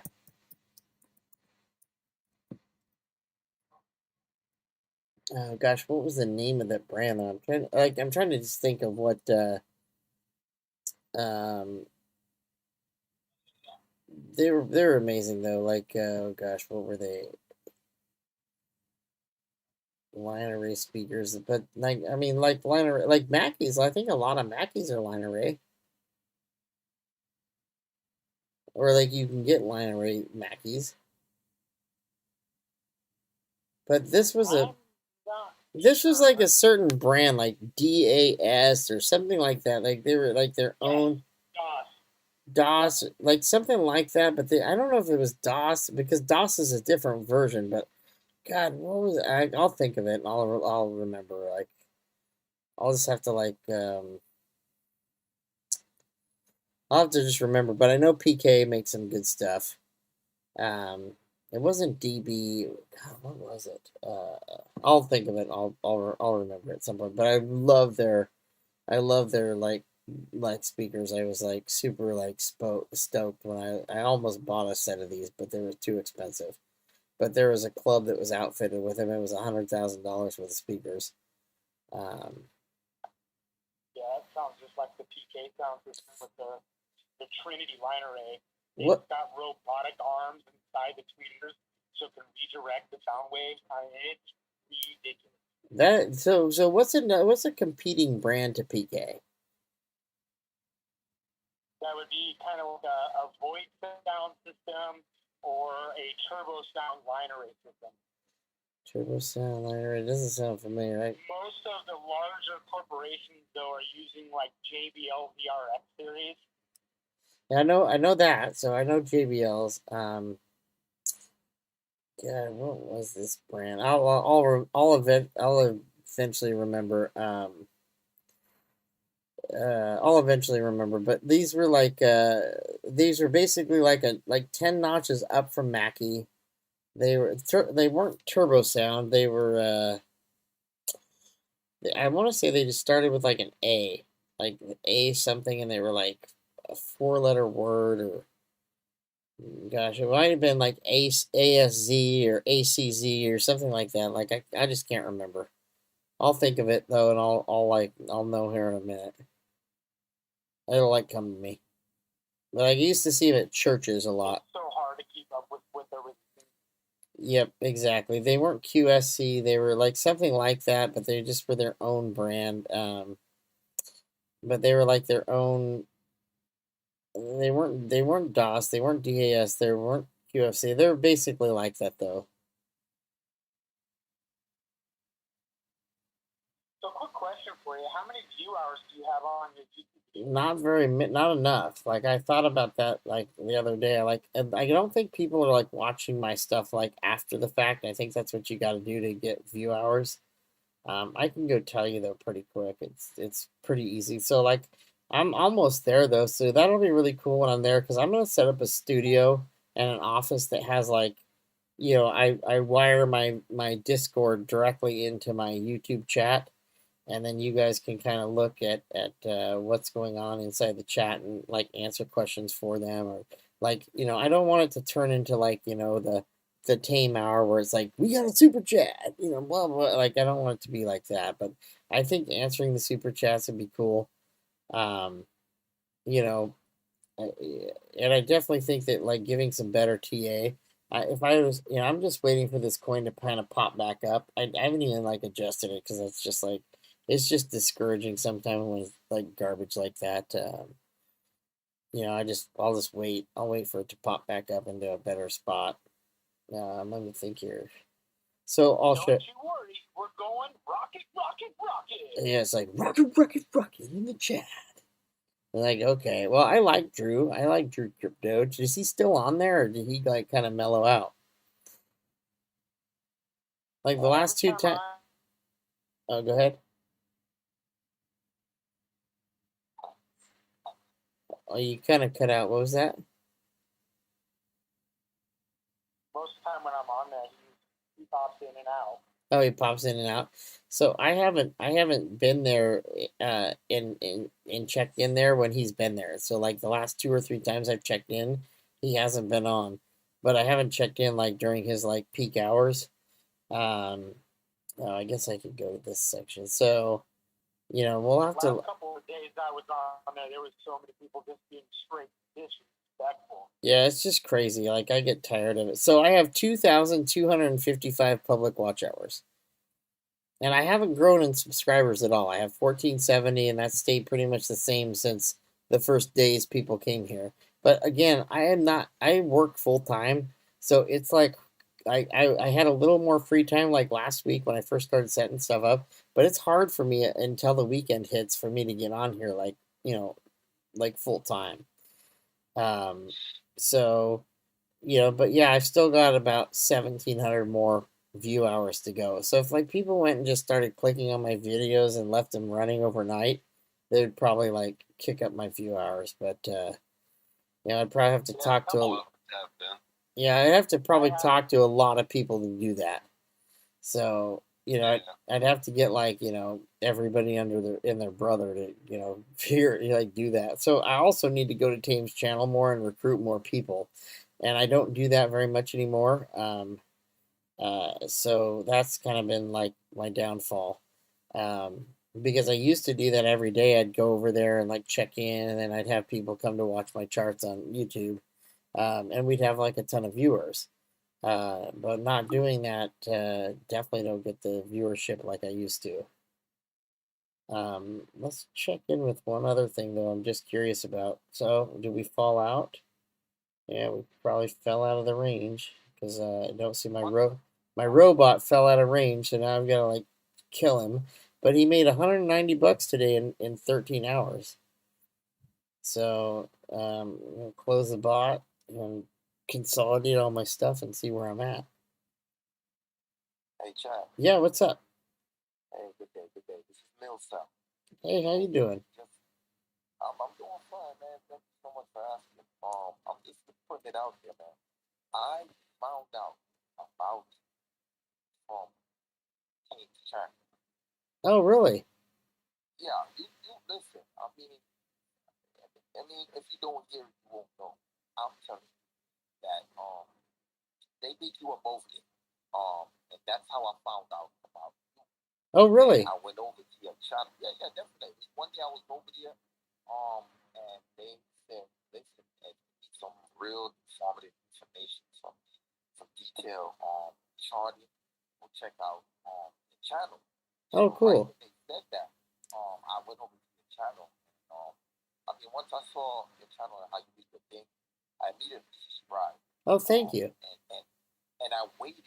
I did that thing a little over a week because you kept saying, you know, it's cool to come over to the Discord, but I didn't know the name exactly to get your Discord until you picked it one time. Oh, yeah. That's when I came over. Oh, right on. Yeah, so like I don't try to like snag people, but over here we just try to be we're just been a little more chill. And like Tame's channel got so crowded that like every time people log onto my computer, it would be like 7 people being like, "Well, we'll restream it. Well, we'll restream it." And I was just like, "Okay, I'll just do YouTube so as many people that want to go watch it want to watch it." Now the funny thing is when I like go over there and tell people I'm streaming on YouTube, we'll have like 150 people jump in here and jump on it real quick. But then like I'll like want to go back to my Discord because I don't like the arguing and all the. I mean, it just seems like everybody just wants their minute of fame over there sometimes, and it just gets rude every once in a while. Tame's pretty good about when he's on there monitoring people and keeping them polite, but like when he's not on there, like he but he's pretty good about it. Like I really like how he's like, "Hey, somebody's speaking. Just wait your turn." Like I like that, but like he's not on there doing that all the time, and so like sometimes it gets out of hand. Yeah, copy. I'm not even gonna lie to you, Chad. People love stuff like that, and They do. If you're over there trying to learn compared to all the drama, if you listen carefully enough, you will learn. Like I learned how to reach you. Oh, that's Because, cool. I go I mean, I listen for entertainment purposes. Yeah, I do I'm too not sometimes. crazy about a lot of valuable information. Well, And thank you. one of the most valuable information they ever gave me was how to find you. Well, that's awesome. Well, I'm glad at least you found me though. You know, Yeah, well, what you get. Here's the main thing. Sorry. I don't have a problem like sharing the secrets. I think that's where people like where I separate myself from like a lot of the other people where they like everybody wants to be all shy about like, oh hey, the scalping levels or oh hey, like here's what's gonna happen with this coin. I don't care. If I see a call, I'll make it and I don't really care. I'm not a financial advisor, but I also don't believe in like hiding this stuff from people. This isn't some secret. I mean, I want everybody to like. I would like us all to get better than the robots and trade inside of what the robots do, so that we can like make a little extra scratch for all of ourselves. It's all about like spreading the love and teaching everybody how to do this, not just keeping it for yourself so that you can be greedy. I trust me. I appreciate the chat, and that's one of the reasons why I'm drawn to you because I alongside listening to you about charting and stuff like that, I realize that you are a genuine individual. Thank you. You love to help people, and I'm trusting that you have my attention. And I'm just helping. I definitely like to help people. That's a fact. I not only like to help people, but I also believe that it's like necessary. I believe it's necessary because if we don't help people, then what's our purpose here on Earth, right? I always believe this one thing in life, right? The real purpose of a man is to understand his purpose. But then once a man fully understands like what his purpose is in any given moment, then there's nothing else to do and nothing else to achieve. So it's like, well, so you can understand your purpose, but then you have to develop a new purpose and like a new want and desire, or you'll run out of like motivation to like, innovate yourself. And if you can't like spread that amongst other people and make other people happy and help other people, then what good are you really doing in this world? Like if you're just all about yourself and like what's in it for me, what's for free. I often I want to make a T-shirt with a hand that's coming out of it that like says what's in it for me, what's for free, because I feel like that's like the what's going on with like the generations of today, which is the handout. What's in it for me, what's for free, versus hey, how can you teach me how to like do it for myself? And that's what I think is important. Like let's like help people, do it for themselves so that they can like help their family. Like if we can all like make a little bit extra money and like you can take your wife out or you can take your kids to go do something a little extra special because you got a little extra money from like a good trade in Doge. That's what I'm looking for. I'm looking for everybody to have a little bit of extra something to like, I mean, this might be a retirement, this might be a dinner on Friday, this might be, your kids' like college fund. It doesn't matter what it is, as long as it's something that's going to benefit, people. And That's what I'm looking most forward to is the things that I can give my family. Yeah, exactly. The Like that's what this is opportunities about. that I can open up, not just for me, me, but pass them on to them. I was and then hopefully they pass it on in turn, etc., etc. I was telling my daughter today, I was like, I really wish that you were on Robinhood because I'd like to take the the $1,000 that one of the $1,000 that you have in your account, you could double it in a day. Like yesterday, you could have doubled. You could have doubled your money yesterday if you bought in at 22 cents. Yeah. And so, or you could have doubled your money even if you just bought Bitcoin. It doesn't matter. You put $100 in Bitcoin, was at $30, and when it goes to 60, you'll have doubled your money, and that will happen. You bought, $100 of Doge at $22, and you'd have $200 when it goes to 45. So like I don't know, like to me it's all about like let's see what we can do to help people make some money. I mean, we've had some decent scalp zones today. I took advantage of them like 4 or 5 times today, gained myself about 1,000 Doge or whatever doing so. But what I've had more fun doing today is just watching my little robot go to work. Like he made like I don't know like $300 to $400 today and like 650 yesterday. So I've made $1,000 with my little robot in 2 days, and I don't have a ton of money that's in that account. I was gonna like see like where I'm at with my Doge, but I have a lot of USDT. I must think or something. Let's cancel all my let's cancel all my. Oh, you know what I did? I canceled all my Doge stuff. Okay, so check this out. What the heck? I'm gonna have to go see how much money I've got in my USDT account. Because my robot, I have 18,420 Doge. I had 25,000 Doge earlier, but I think I must have some USDT in that account. Um, let's see here. Where's my? Unless that, or unless my robot's been losing Doge all day, but it said it made $192. But I must have a bunch of USDT. I'm gonna have to go look at that. Let's go to balance and see where I'm at, because I think I'm trading the USDT pair with Doge. Yeah,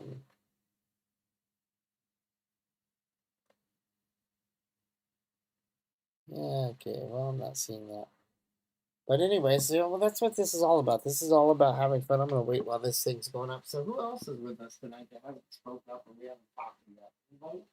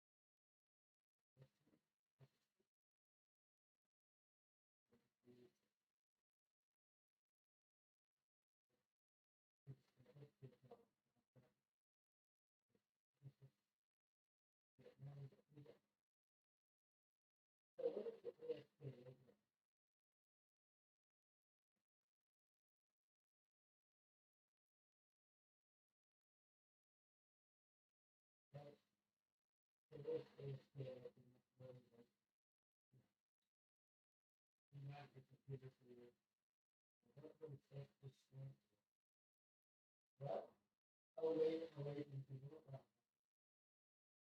so they did not that in for really good. But they're not really.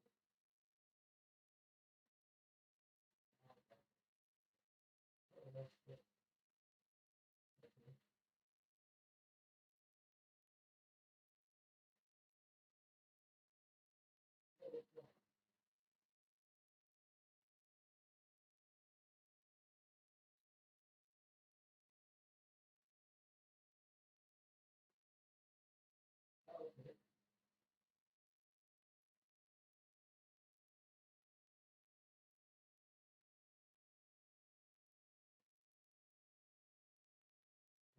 Okay. Yeah.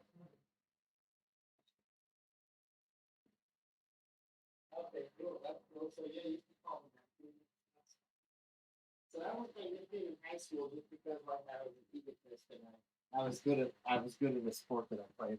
I was good at water polo, and I let everybody know how good I was because as a freshman, I was like playing varsity and I was a starter, and so like I thought I was pretty cool with stuff, and I was like, all right, you know. But here's the thing, like this is how cool I thought I was. I thought I had such an ego that like I guess I was the only kid on the team that all the seniors wanted to give a swirly to.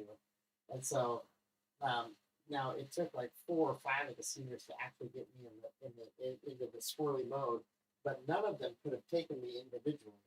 Um, but they all like finally like beat me down to like finally do it. But at least I got the toilet flush before they put my head in it. And but then we got done with this whole swirly thing, and then I was so angry that individually, like I just kind of thumped each one of them, like okay, well that was the dumbest thing you did. Well, like, well, well, I picked the biggest kid that was involved. What was that?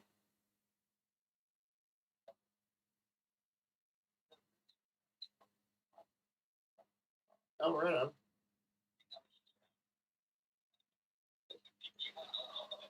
So I picked the planet is the furthest, and Pluto's no longer a planet, right? So Neptune is now isn't that the second furthest away from the sun? Um, Uranus is the furthest, I thought. Yeah, and then there is Neptune, then Uranus. Isn't that how it goes? Yeah, okay. So the funny thing is so like after I get this swirly right, I picked the biggest kid in the group that like helped that was like involved, and he's like taking a shower, right? And he's like leaning his head to the shower head, and he's like, "Yeah, don't take it personal." I'm like, "Yeah, I won't take it personally." I like literally like just took his jaw and shoved his head right to the shower head, and Frank probably just opened his head up and he just started bleeding. I said, "Don't take that personal either." And I walked away. And he's like literally like I hit his head so hard he's like bleeding everywhere. He like thought he like split his head open, but it just caught like your head bleeds a lot like if you open it up. But it just opened the back of it. The shower head just hit the back of the head just perfect to like slice him up a little bit. He's bleeding all over the place. Everybody's freaking out, and I walk away and I'm like,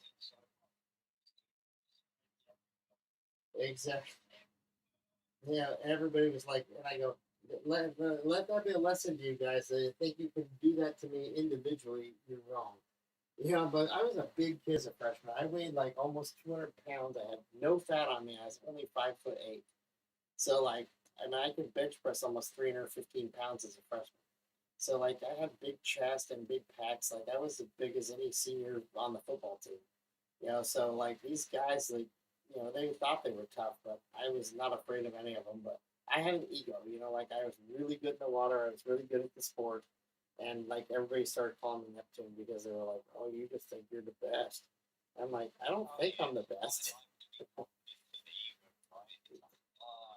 I wasn't good in the beginning of the year, but one thing I did really well, the coach that we had was an ex-Olympian player. And so like I like respected him and I listened to everything he told me. I literally tried really hard at every practice. And I just listened to like him pretty much everything he like said, like came out of his mouth and I was like, okay, I gotta do that. Okay, I do that. I'd work on it. But I would wake up at 5 o'clock in the morning and I'd go for a 5 mile run. I would stop off at the gym and lift weights for 45 minutes. I'd run over to the pool and swim for an hour, and then that was the morning workout. And then my afternoon workout was like doing my normal practice, but then I would like go in the pool for an extra half hour after everybody went home, and I'd do nothing but just tread water. And I did that every day for like the entire season. But like that was like I just did a lot of extra practice that nobody else was willing to. I didn't see anybody else running with me in the morning or going to the gym at 6 o'clock in the morning and lifting for 45 minutes, and then to the pool for an hour and swimming, and then that was morning practice. But like I don't know, that's what I felt I needed to do to get better. And I did that for, like all of the season. Well, I eventually, like by about the third or fourth game, I was starting as a varsity starter, and like there was a lot of seniors and a lot of like older kids that were pissed about it. But it was like look, like I put in the time and the energy. Like, where are you guys at? So like I don't know. I didn't have any. I didn't care. Like I'm sorry that you're a senior and you didn't like take the time to like get good at swimming or treading water. But like that's not my fault. But some people that have been around for 4 years kind of felt like they had seniority, and they felt like they should be the starters of the team or something. And I don't know. There was another kid that was a freshman that was really good, and but he was fast. Like he wasn't a good water polo player at first. He became a really good water polo player as we grew older. But he was so fast that he also started with me. But he went on to college, and actually he was like went to division. Like we were the only two kids pretty much from our grade that went to Division I schools playing our water sports. So that was kind of fun. But I got to Division I school and realized really quick that I could be 5'10" and 300 pounds. And I was like probably 215, 20. And no fat on me, but like I didn't touch the guys that were 270 pounds, 6'9". I was like, well, I was like, you guys are like way too. I mean, like I literally was so short, and I like in high school I could swim around the bigger kids, or I was as strong or stronger than the bigger kids, so it didn't matter. I got to college, and then it was like, yeah, you guys are a foot taller and 100 pounds heavier. Like, there's nothing I could do around those bigger guys. And so I learned in 2 weeks that like I just wasn't going to be made for Division I water polo. Like it was like just too big of people like trying to compete with. So like I just kind of gave up on it. Said, okay, well, I went and coached water polo for a few years and like a few years back, but um, love playing that sport. It's basically like one of the most aggressive, abusive sports that people could ever play. You're getting drowned and beat up the entire time. And like I don't know, like I would challenge anybody that's ever played it to be like, like we used to get made fun of by like the football players and the basketball players. Oh, you're playing water polo, you guys are gay, or something stupid that dumb kids would say.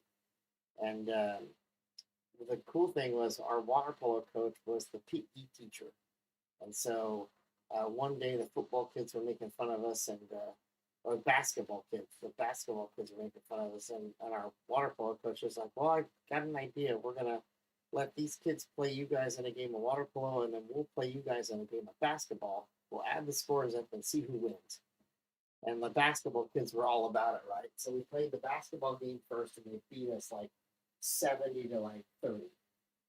Or 70 to 40. I mean, we had like a pretty big like deficit to make up. But then we get these kids in the water, these basketball kids, and none of them could even swim. So we could just throw the ball from half court and score. And so it just became like pretty much a bloodbath at that point. So, but we had a couple kids on our water polo team that were actually decent basketball players. So we actually didn't do too bad against the basketball team. But these kids that played basketball against us, they actually went on to win the state championship the same year that we won the state championship in water polo. So both of our teams were state champions either way, our senior years.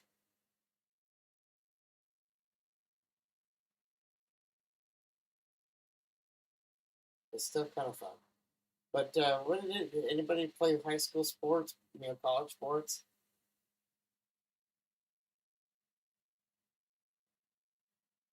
Yes.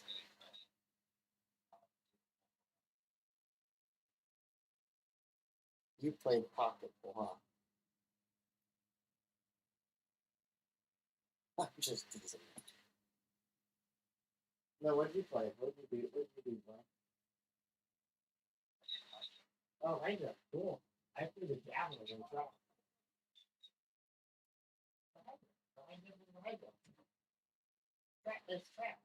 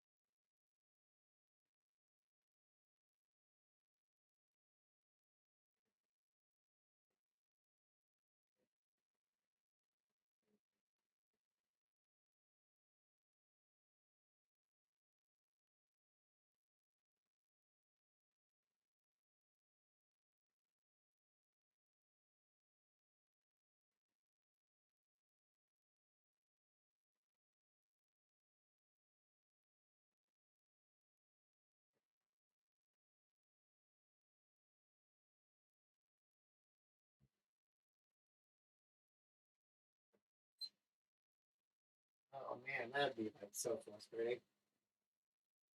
But that's still pretty cool though. Like almost a perfect game. I remember it. I remember. So I remember. I remember in high school one time. I go bowling, right? And I wasn't terrible, but I wasn't like amazing either. But I would always pretend to be terrible at first, especially if I was like took a girl bowling like on a date or something. And I remember one time I took this girl on a date, and this is literally like the day after I just broke up with like my girlfriend from like I guess we were like together for like 6 months. We break up, and the next day I take this girl bowling, and the girl I took bowling was really cute, and I remember sitting there and like the first couple like balls that I threw, like I was just joking around and sucked. And she's like, "Oh my god, you're terrible." I'm like, "Yeah, I know, I suck." She's like, "Yeah," I was like, "Yeah, but I bet you like I'm gonna get a strike here." She's like, "Yeah, right." And I'm like, "I'll tell you what, I'll bet you a kiss that I'm gonna like. How about every strike I get a kiss?" And she's like, "You're on." And I was like, "All right." You know how hard I concentrated You know how hard I concentrated on getting strikes at that point? I was like, all right, like let's line this shit up and get these things going. Yeah, I think I got 3 strikes in that game. And I was like, oh, right. So like after we literally even and stuff, I was like, all right, it's time to pay up. Well, I got like a 30-minute makeout session in the parking lot for that. That was kind of fun. Yeah, and then like 2 or 3 days later, I go to like the state fair with my ex girlfriend, who was like, like not wanting to really break up. Like she didn't really take our original breakup serious. And I was like, well, I'm pretty sure we broke up. And she's like, what do you mean? Like I was like, well, you said it was over. I said it was over. Like we haven't talked in 4 days. I made out with a girl the day after we broke up. Like I'm pretty sure we've been broken up. And like we're at the state fair. So, but check this out. So we had these plans to go to the state fair because I'd gotten Chicago tickets, right, to the state fair, the band Chicago. And like, if you know anything about the band Chicago, they're all love songs. And so we're sitting there at the state fair. This girl's wanting to get back together with me. And I'm like, yeah, I'm not having it. I just made out with this girl. She's way cuter than you. On top of that, she's a better kisser. So I'm pretty convinced that I'm going to go down that road at this point. And this girl's crying through this entire concert. And all these people are like, "What's happening, honey?" And she's like, "Well, we broke up." And they're like, "During a Chicago concert?" And they're like, "You're such a dick. Why don't you want to be with her?" And I'm like, "Yeah, I'm pretty cool. I'm good, man." And like, everybody around us was like calling me a big prick. They were like so like angry with me for breaking up with her at a Chicago concert. But I don't know. I stuck to my guns, and then like I went home, and the girl that I'd made out with, I called her up, and I'm like, "Hey, what you doing?" She's like, "Oh, nothing." And I'm like, "You want to go hang out?" She's like, "No, I'm cool." I'm like, "Okay, so this girl's not into me," and I had this other girl crying through a whole concert. Maybe I better give her a call back. So I called my ex-girlfriend, got back together with her, and I don't know, we dated for a month, and then called it quits at some point. But anyways, it was fun times. Fun times. Well, I used to be a player for a little while. I mean, like that was definitely fun. I had enough fun in college, had fun in high school. The thing is like I was always really a good boyfriend, a really nice guy. But like there was a period of time in my life where I think like I had like the first four girls that I was ever with. Um, I had kind of a like mixed experience with each one of them. So the first girlfriend, thought I was going to marry her. She proves to be the girl that like I break up with the Chicago concert. Second girl was like college, like that same year, and our first year of college, the next year or whatever, and she ended up having a boyfriend that I didn't know about, and he was really angry when he found out about her and I was like, "Well, wait, I didn't even know you existed." And that was kind of a sour experience. And then the third girl, like, I kind of liked her, started hooking up with her, and then I went on vacation to Hawaii.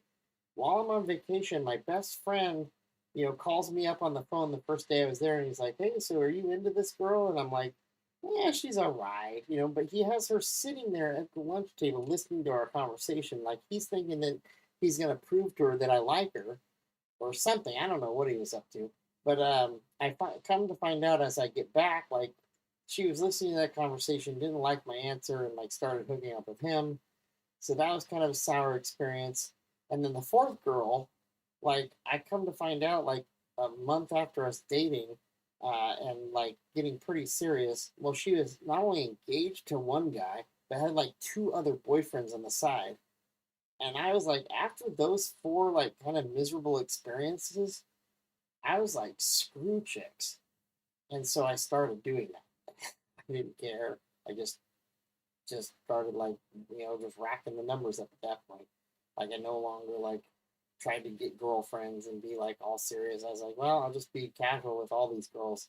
And then like I finally met my first son's mom and settled down with her like 17 years later. and then that's all she wrote from there. And then her and I broke up like 2 or 3 years later after being married. And I went kind of on a rampage. I dated a girl kind of serious for a year right after her, and she was a total like slut. And then I went on a rampage for like several years as a DJ from the ages of like 23 to about 27. I had like a 4 year run where I was pretty philanderous. So quite a crazy experience, and I'm still waiting for like Doge to get back up above 39 cents.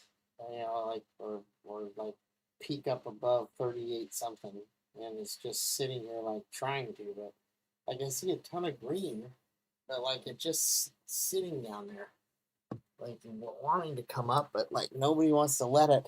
The poor little guy. I think I'm gonna like lift. Been a very slow day. Yeah, it has been. It's been like this frustrating like moment of nothing but hitting the resistance that's below it. So right now, what's our resistance? 9711, and we keep tapping that line. Whatever this tool is that the anti-static or antimatter told me about, like this tool is really accurate. This resistance support tool. This thing's very cool. We'll have to ask him. He said it. It's called SVR2, and it's called the support resistance version 2 or something like that. The high lows, and like it puts these dashed lines across the screen that pretty much give you the resistance and support, and it is like deadly accurate. So, and it always turns the old resistance into new support. So like once it breaks through, then that becomes the support. Oh, so nice. Well, it is nice, and it's been on my screen this entire time. Do you know the name of it? Yeah, it's called the Support Resistance version 2. That's it. I think that's what you type in, and it's in public. It's not in the normal.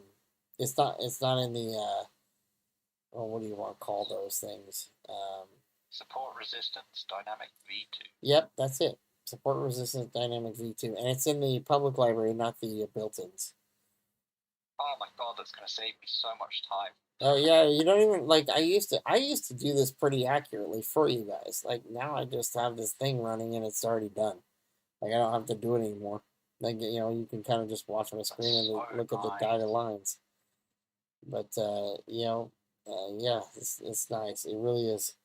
So we keep getting some like random like spitting of red and then spitting of green and like here's like a. Yeah, okay, so here we go with a ton of green coming through. It just seems like, okay, but not as much green as there was red below it. So, but there's the candles. I mean, they're lighting up pretty good on the 2 minute. So that means the 1 minute's got to look good. Let's look at the 1 minute. The 1 minute's got to be like, so, okay, so we're kind of lighting up. I mean, we're seeing some 14 fives. Like, it would be nice if that was a -5, but, yeah, we'll have to. So the weird part is I used to be able to. So might have to have a higher package. A lifted package, like she said. I hope you have a risen package. Sorry, I was talking to Drew. Find the SRD. I think it might be because of the. Well, I'm wondering where my live. Okay, so my live says there's 5 people watching.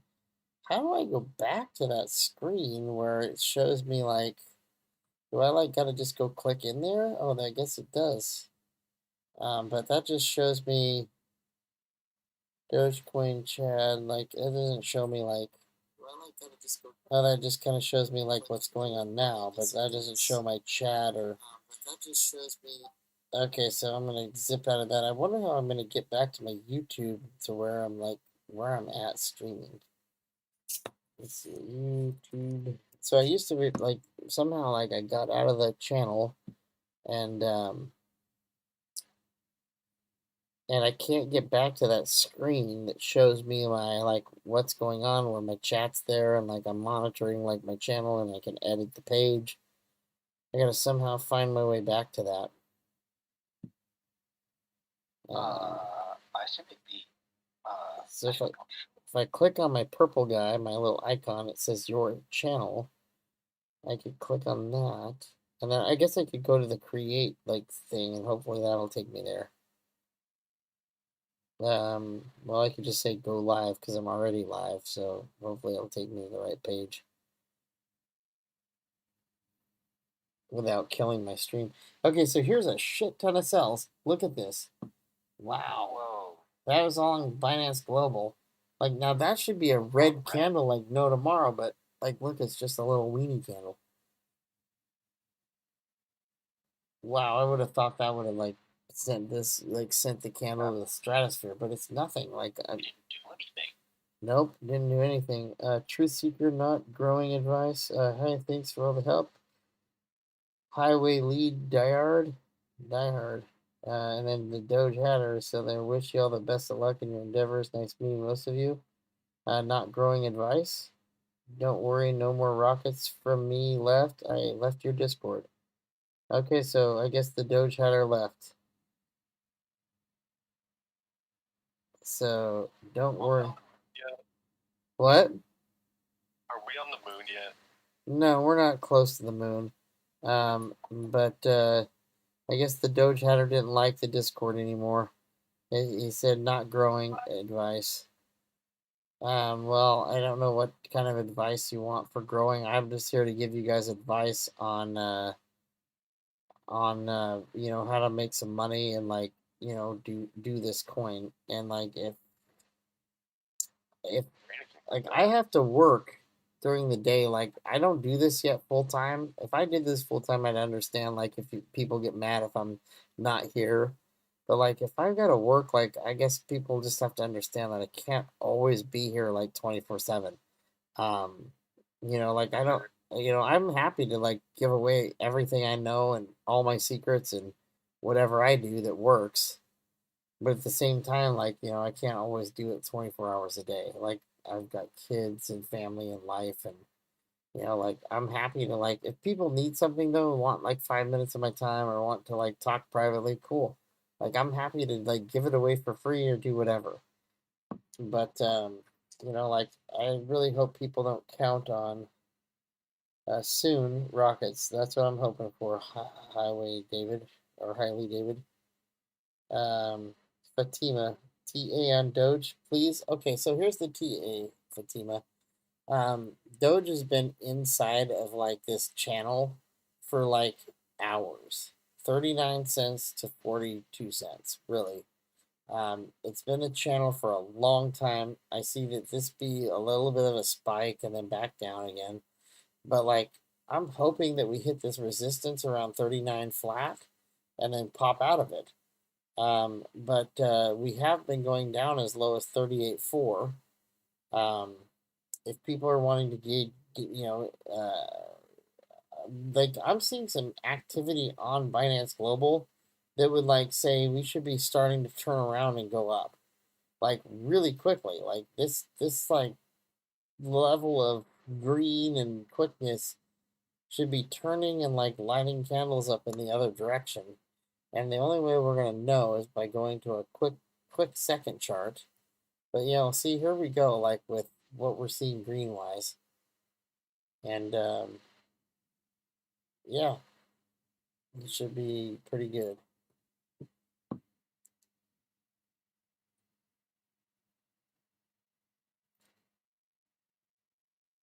Hey, Chad, you're doing a great job. It's always going to be me. Don't worry about it. Well, the Doge hatter was an original Doge hater originally, but he kind of turned around a little bit.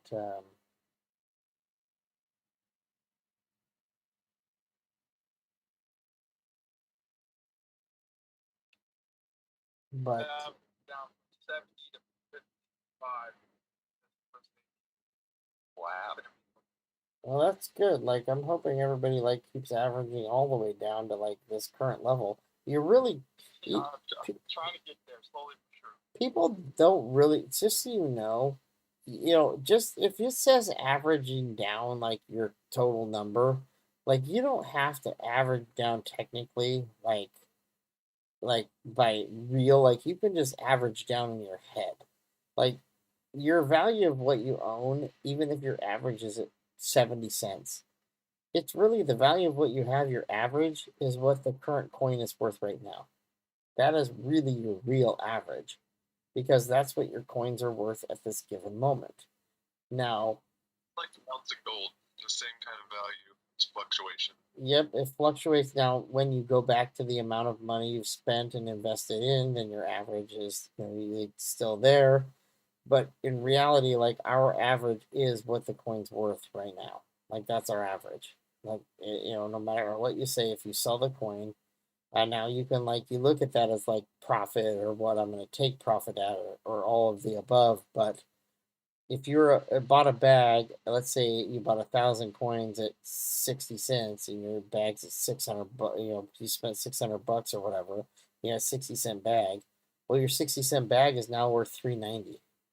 No matter how you want to look at it. So you could sell your bag at 40, $400, and you could rebuy a few more extra coins at 390 or 39 cents. You could buy a few more extra coins, and so now you have an average cost of 39 cents, but you lost some money. But then when you go back up to 60 cents, then your old bag at 39 is going to now be worth more money, and you're going to have a few extra coins because you decided to sell your bag at 40 and buy it 39. Like that's as simple as it gets. That's what I've been doing the whole time. Just that short amount of time. 70 was hard to come back from. Yeah, like all of it's hard to come back from. The other thing too is like once you like realize that, then you can start grinding, like you'll sell. So if I was to like when I first figured this out, I sold my bag at like I don't remember like 45 cents.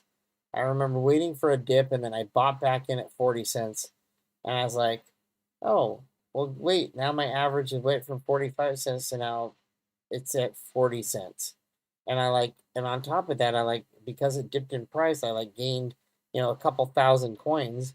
And I was like, wow, I've got more coins in it. And then the price shot back up to 45 cents. And I was like, oh, well, now I've got like 5,000 more coins. And now that the price is at 45 cents, now my whole value of all this is like worth more money.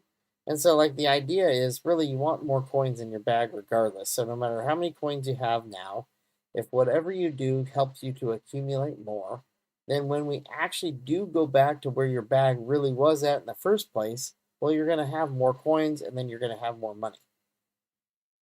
And that's as simple as it gets, and that's the easiest way to explain it. Nobody ever gets that at first. It like really throws everybody off.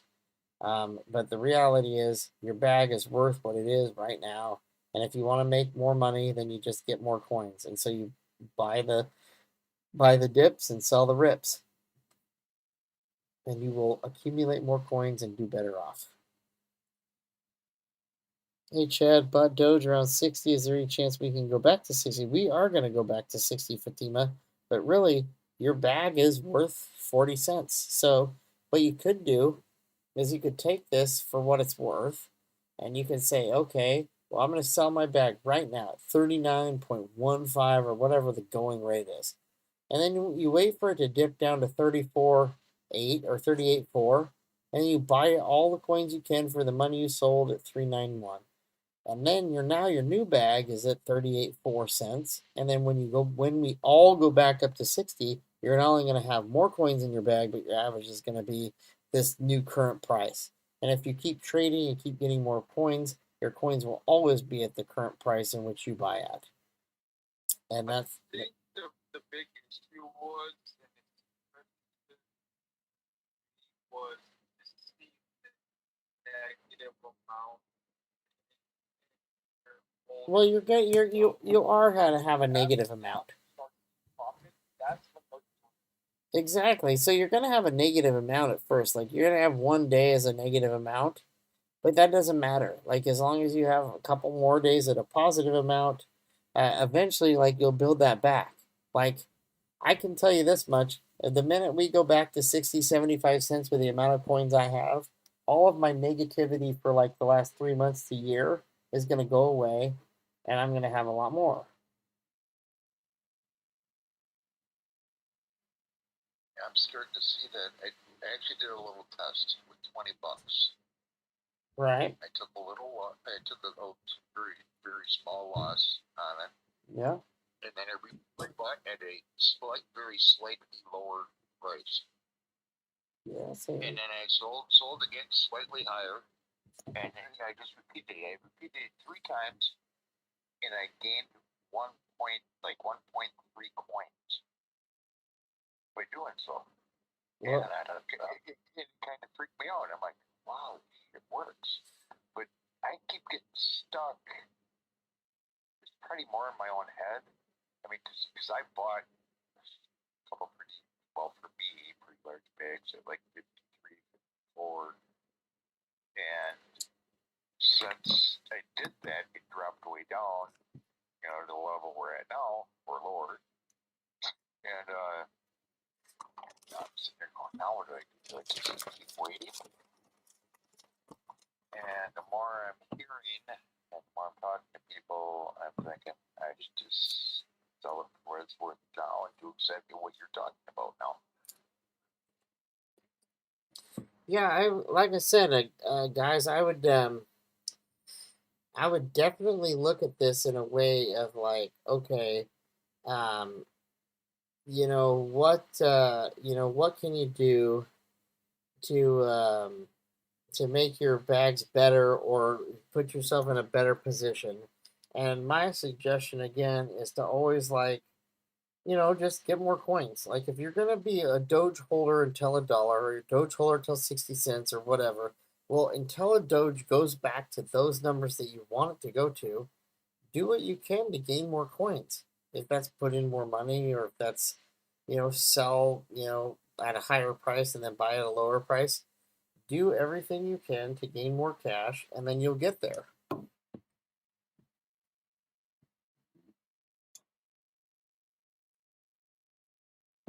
What really keeps screwing myself up is I don't think it's part of my problem with their reading charts. That's good. Buy too high, go down lower. Then I have these just go back. I did buy support down so low. Well, as long as you go to your bank account at the right times, it won't matter. So, like, you just got to go to your bank account when, like, Doge is at 23 cents. And then you buy at 23 cents and you're sitting pretty good. But if you, like, go back to your bank account when Doge is at 70 cents and you buy more then you're going to just be in the same situation you were before. So it's always like getting yourself into the right situation at the right time and going from there.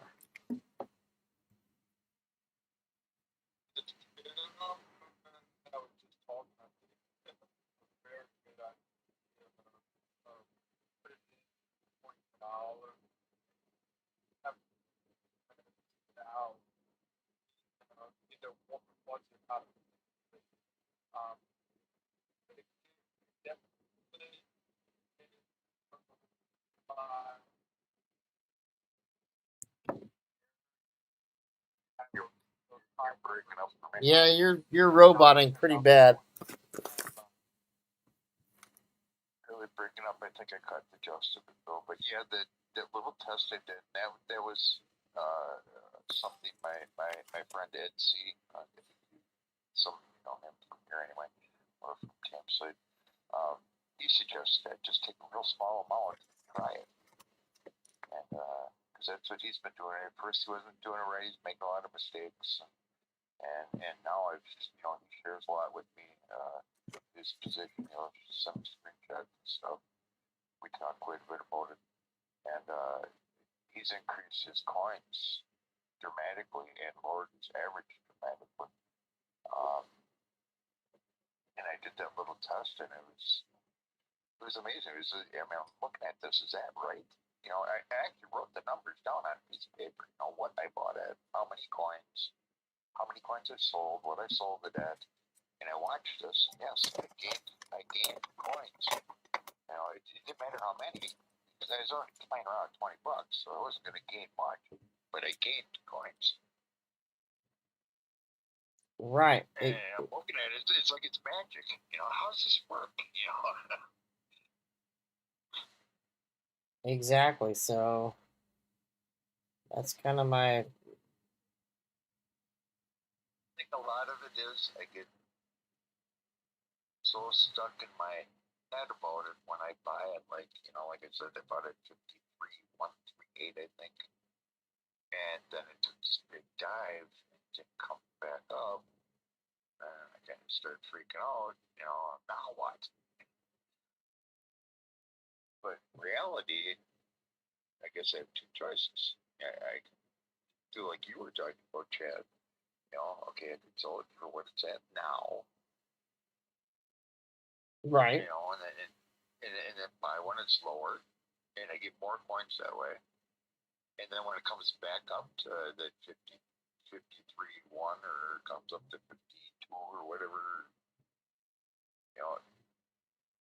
when it comes back up, I'll have more coins, and my value will be greater. Right. In the meantime, it's not there, but that doesn't matter. And I get really caught up on that in the meantime part. Exactly. Patience is key. Yeah, you just gotta be patient. It will go up and it will go down. It has to. It's being able to look at the chart and be like, okay, I think it's going to go up and down here. So here's my buy. That's what I've set. And then you wait. You don't, you stick to a strategy and wait. If it goes to there, great. Put a little bit in. You don't have to buy a lot. You can literally buy, I don't know, $10 worth of coins. And then just keep going, okay, well, it's here now. Now that I've got it here, and that's the prediction that came true, what will it go up to? Well, it went up to here previously. Let's try here. And you just put the limit sell order in at that number and wait. Which is what I've done with those 50-some cent bags I have. And there's 3 or 4 I'd have to check. Yeah, there's 3 or 4 of them I have, and that's exactly what I did. I put them limit cells in at 4 different positions higher than what I bought at. So when it does go back there, I'll be okay. Or they said I still have the option I can sell it at now for what it's worth now, and then buy at a lower price. Assuming it goes forward. Yeah, I mean, my personal strategy, not financial advice, obviously, just what I've been messing with. I kind of picked this as my thing, and I'm just going with it. Is just averaging down. I set up my chart. It's like, okay, I think it's going to slowly go down to this, this, and this, and I'm going to buy at these points. So I set limit orders based on like my own personal indicators that I was using, and then I set limit orders. I went to sleep. I woke up and it dropped 22 cents, and the bag that I just kind of put down there because that's what my charts were saying, and that's the strategy I was going with. I managed to pick up some at that low price. Right. Exactly. So I've literally just been accumulating coin as it dips every time. I have so much coin right now. Well, I don't have a lot of actual like points and numbers, but my percentage has gone up a lot. When you place your limit orders, are you selling at 100% and buying at 100? I'm never all in. I'm averaging down. I never all in or all out. I never do either. My original plan with all this was I was going to buy in, and then I'd watch it go up, and if it came back down enough to my comfort level, I'd buy in some more. Yeah. And then I was going to keep sitting on it and waiting. The goal was obviously waiting for $1, but then that slowly changed. I mean, now I want to take a percentage of it. I want to take a percentage of it and scalp with it or average down, however you want to put it. And because that will give me more coins when it does hit $1.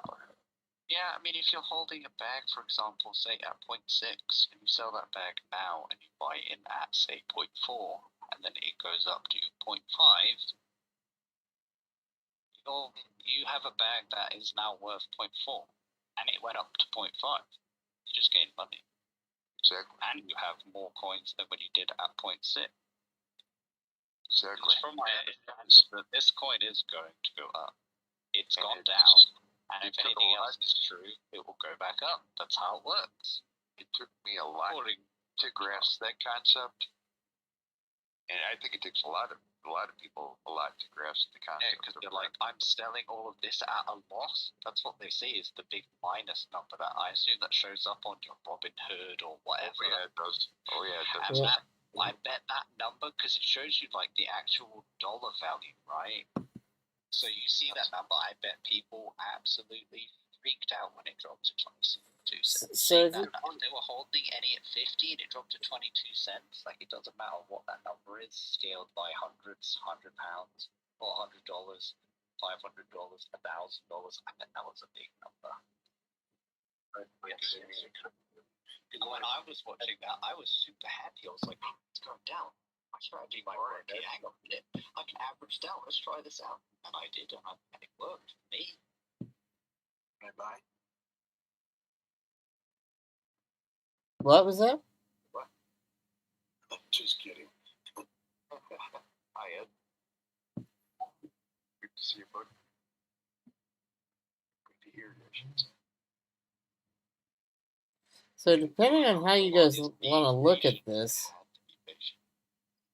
What was that, Chad? everybody can kind of look at things and like look at it a little bit differently. But I mean, if you kind of think about this, like how far are you down over X amount of months, you can like change your like tune and like not worry about, like, okay, so if I looked at like my 1 year, like if I was to look at like my portfolio on Robinhood, my 1 year shows that I'd be down 16 grand, right? And then my 3 months would show that I'm down 18,000. My 1 month shows that I'm down 51,000, right? In the last month.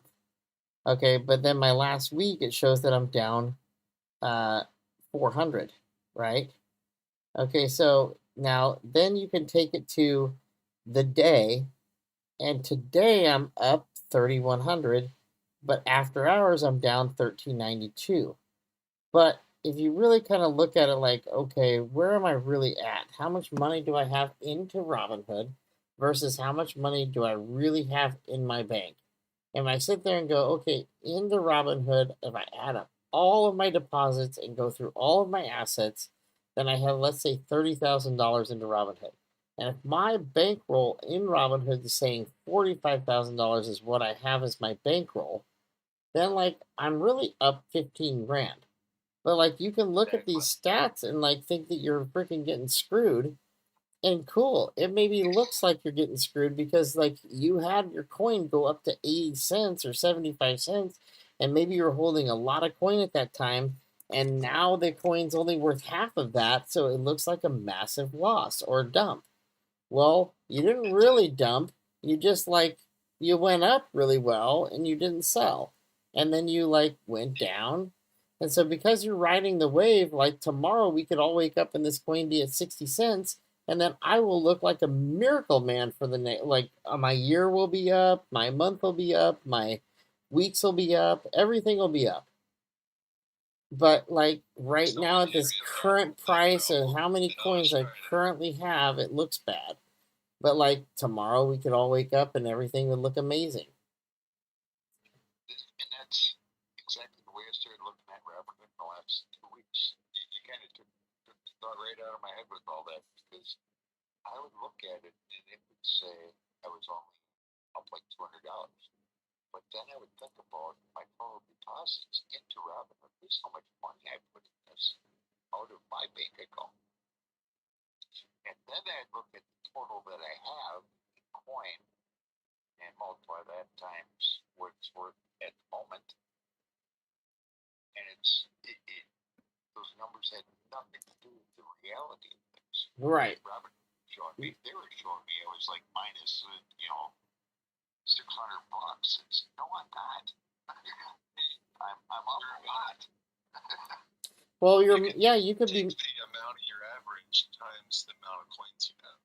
Well, you could be down 600 according to them, but in reality, like, so if I put $10,000 into Robinhood, and I bought 100,000 Dogecoins, and that 100,000 Dogecoins went up to being worth my $10,000 worth went up to being worth $80,000, let's say, or 75,000 bucks, right?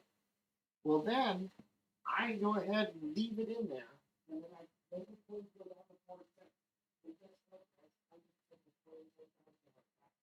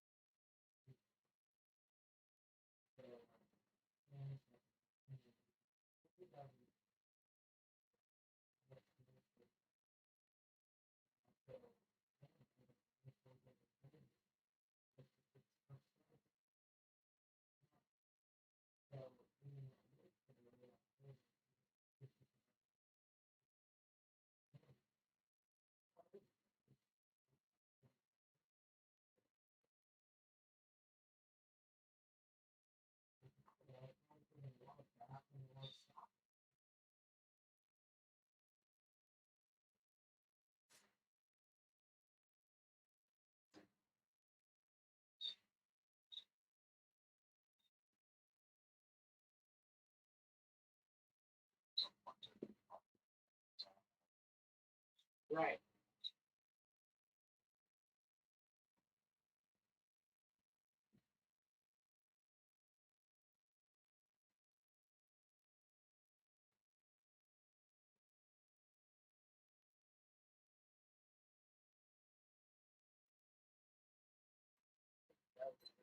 Figures out like how much your stuff was worth at one moment, and then it like says what your stuff's worth now, and like it somehow calculates some weird shit. I don't know how they do their calculations, but I can tell you it's not. Because like It's, at one point today, it said I was for the day I was up like I don't remember the number. Let's say it was $300 some, but what they call that. So the one like overall, I was minus like $600. It's like what? Well, that was based on today's numbers. What it went up from what it was at, I'm assuming yesterday. So that'd be my gain for the day. exactly. But you know, yesterday the coin was worth less. So yeah, today it's worth more. I'm going to have a gain today. But in reality, if I look at exactly what I actually deposited and what it's worth at this moment, that's actually where I'm at, not what they're saying. You know. Question for Chad. yes, sir. Yeah, hey, this is in regards to what you're talking about right now. Is it taking your quantity of coins that you gathered over that period of time you're talking about? Is it taking that in consideration when it talks about your percentages when you're higher or lower over time? I don't really know what it's doing. I haven't even taken the time to figure it out.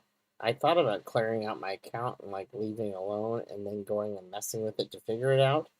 But in the time being, like I can just tell you that I don't know. I just know that like their algorithms I think have something to do with how much you could have like had at one point, or what your coins may have been worth. But I do a lot of buying and selling, so there could be a lot of wash that's getting added into my totals.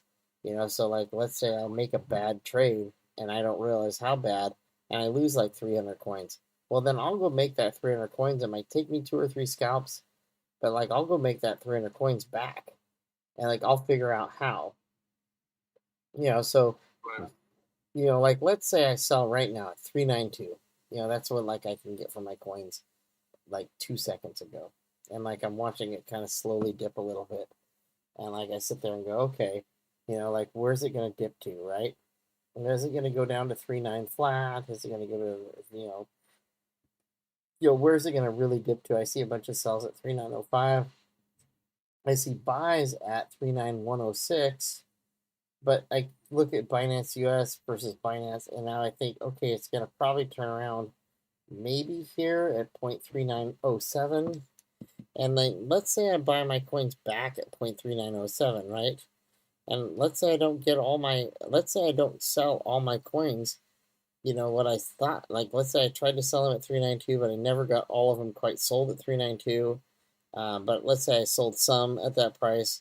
Well, then it comes down to like, okay, well, what can I buy my coins at now? So let's say I try to buy my coins back, and like I buy a limited order, and I go 0.391, and I go back and I buy all the USD that I had in my previous sale at 392, and then you gain like a few more coins. It may not be a ton, but it may be some, and let's say all that stuff hits, right? Like everything goes through and like everything just kind of worked out, right? And like all the orders hit, everything got placed. Um, so I just had 115,000, like what I say, 269. So I just typed that in really quick, sold my coins. I didn't get all of them sold at 392. I sold like $35,000 worth, and then I canceled that order and I put my new order in at 391, and which is 1/100th of a penny less, just to see if like it would pop and go. Now it's been there on Robinhood. The ticker has been there for like a while. We're at 390. Like my buy should have gone through by now. Like the fact that my buy hasn't gone through is super annoying because I'm sitting here 390, 390, 390. I have a buy set at 391. Okay, it finally just went through. I bought $35,088 worth, which is what I sold at 392. And now my coin count went from 115,269 to 115,519. So I just gained 250 coins in that 5 second, or I don't know how long that was, maybe 35-second interval. But now my coins are now all worth 39 flat. And so like I could try to go in, or I could wait. Oh, here we got a little bit of a boost possibly. So maybe we'll come back up from this 390 and we'll, get back, to 391. I don't know. But the bottom line is I just took a chance at selling my coins at 392, bought them back 1/100th of a penny less, didn't quite sell them all, and I made 250 coins. Like, so you can do this stuff pretty quick and get lucky. But I think that like the waves are good enough right now. Like we can pretty much tell what they're at, right? So like we're going down and up. Our trading zone is really at the top right now, just in this current moment. Our trading zone is at 392 is the top, and at the bottom is where you're probably going to get lucky enough to buy at was 3882. So like I would probably carefully watch this because we looks like we're having a good candle turn around, and that would be great. Like let's have a big giant candle like turn around and let's keep this thing bullish, like moving back up. But like at some point, like I don't know, like I would love to. I really want to sell a percentage of my coins. I want to sell like probably like if I got 115,000, I want to sell 15,000 of my coins right now. I'd like to transfer that back to my bank and buy a better computer and get a few things that I need. But you know what? I'm not going to do that until this coin's at 40, 50, 60 cents. I'll wait it out. Like I'll suck it up and like not get what I want. Until this thing goes back up there, which I know it will. It may just be, and in the meantime, I'm going to accumulate as many coins as I can so that when I do finally decide to cash in a few of them, well, then I've got like a little bit more to cash in. Like, so if I have 115,000 now and I want to cash in 15K and keep my 100K, well, then like if I can develop that 15K into like 18, 19, 20K, well, then guess what? When I sell all that 20K and put that back into my bank account, well, then I just put 5,000 more coins in to my bank account over the last 3 or 4 days. Like 5,000 coins at 50 cents, that's an extra 2,500 bucks. Like that's a nice Mac or iMac computer. That's extra just because I was patient for it to go up a few cents. That's awesome. So you like just right now, my fiat. Oh, sorry. Oh, go ahead. Right now, it says my fiat, like my cash value, is down. Like the cash value of everything I have is technically down, but I have more coins. Yeah, So of when course. it does go back up, the cash value will be even more than it was before. Exactly, and that's the key. Like quite a bit. Like exactly. So if you got more coin and your cash value goes up when you like actually goes back up. Like guys, what we're doing right now is we're basically fighting to keep our coins increasing at the current market value. And when they do that, when it actually goes back into these stratospheric levels, like let's say it goes back to $1, well, when Doge goes to $1, I'll be sitting here going, well, right now I'd have $145,000. But if I didn't do that, if I sold everything or if I panicked right now, well, I'd have 45,000 bucks, maybe 55,000 if I sold everything on both platforms. And having 55 grand versus 155 grand is a huge difference to me. Well, yeah. So I might as well be patient and wait and at least keep, like I really want Doge to be, like if it's worth $1, I really want to I'd really like to like take the opportunity to like have $100,000+ worth of this coin. And like to me, I'm sitting there going, well, I really put like originally 5 and then 10, then 15, then 20. Well, originally I got 20 grand into a coin that's now worth $100,000. Well, to me, that's not a bad payday. You know, and like so. The other thing I forget about is, you know, I know I keep talking about this, you know, I bought these bigs at like 3.13, and I can still leave those limit sold. Here comes a spike, maybe.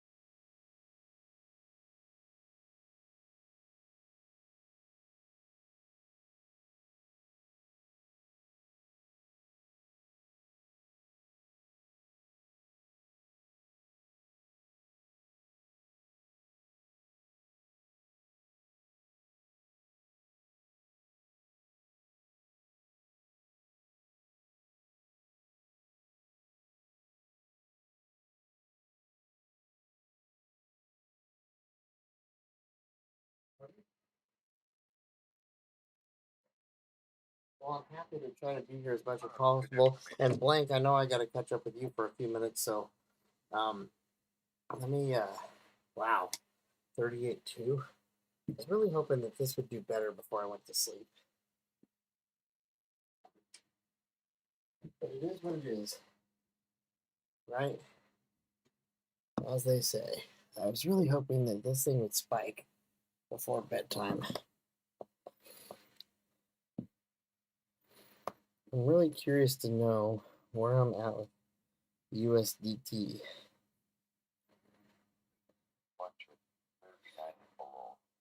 What I'm looking at it.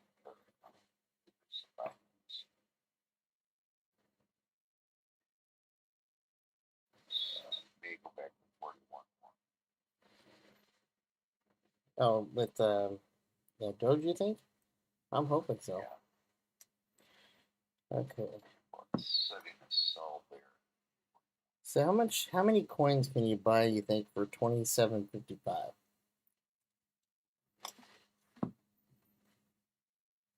What do you guys think? I guess I could go figure it out. $2,755.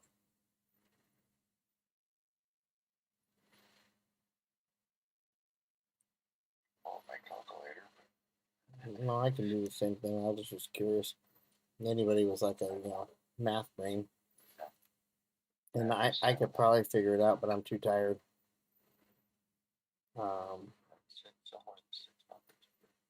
No, I'm thinking 6,000, but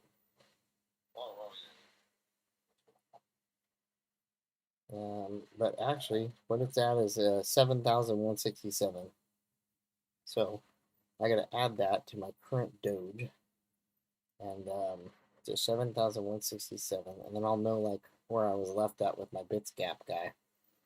7,167 plus my current Doge, which is I have.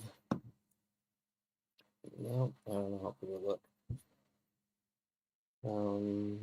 So like I shut my Bits Gap bot off, and wanted to see how much like it did for me over the day. I had 25,000 yesterday, 26 something this morning, and then I have Doge total. I have the $7,000 worth, or 7,000 coins plus 18,420. So I guess I'll go add the 18,420 to my 7,167. So plus 18,420. And I am at 25,587. So I'm actually down for my bot trading of the day, but I think a lot of that is because I'm down, like the price is down on Doge period over the last 2 days.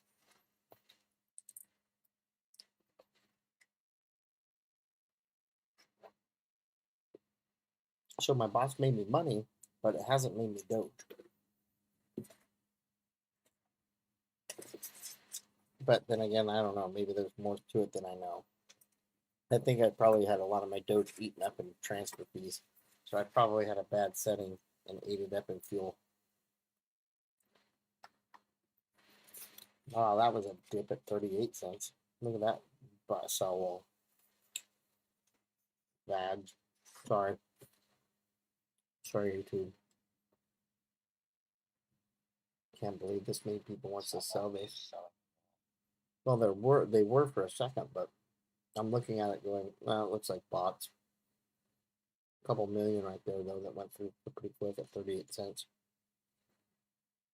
So that means they're trying to dip it below 37. But man, it's really hitting the support. I mean, it's not willing to, like, here you go at 38 with all the buys. So, I mean, Binance Global is going off. That just tells me, like, that it's all other markets that are buying and selling this coin right now, not America.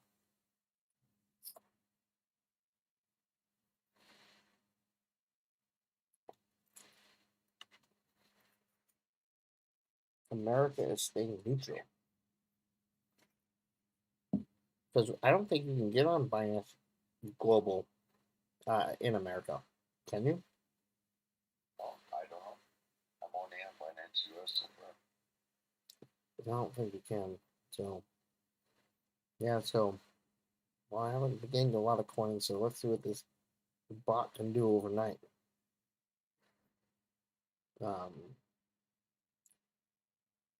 So is Chad here, guys? Sorry, guys. Yeah, I was here, Christy. There was no sound because I was downstairs cutting up my ham for, like what I cooked earlier this evening. I had to get it caught up and put in the fridge. So I am here. If you guys want any TA, let me know. But it's saying that there's like an error occurred. Please try again later with my live stream. So let me go look at my software and see what happened. Streaming again. Oh, wait. No, I just stopped streaming, so let me go back to it. So it might have a new stream.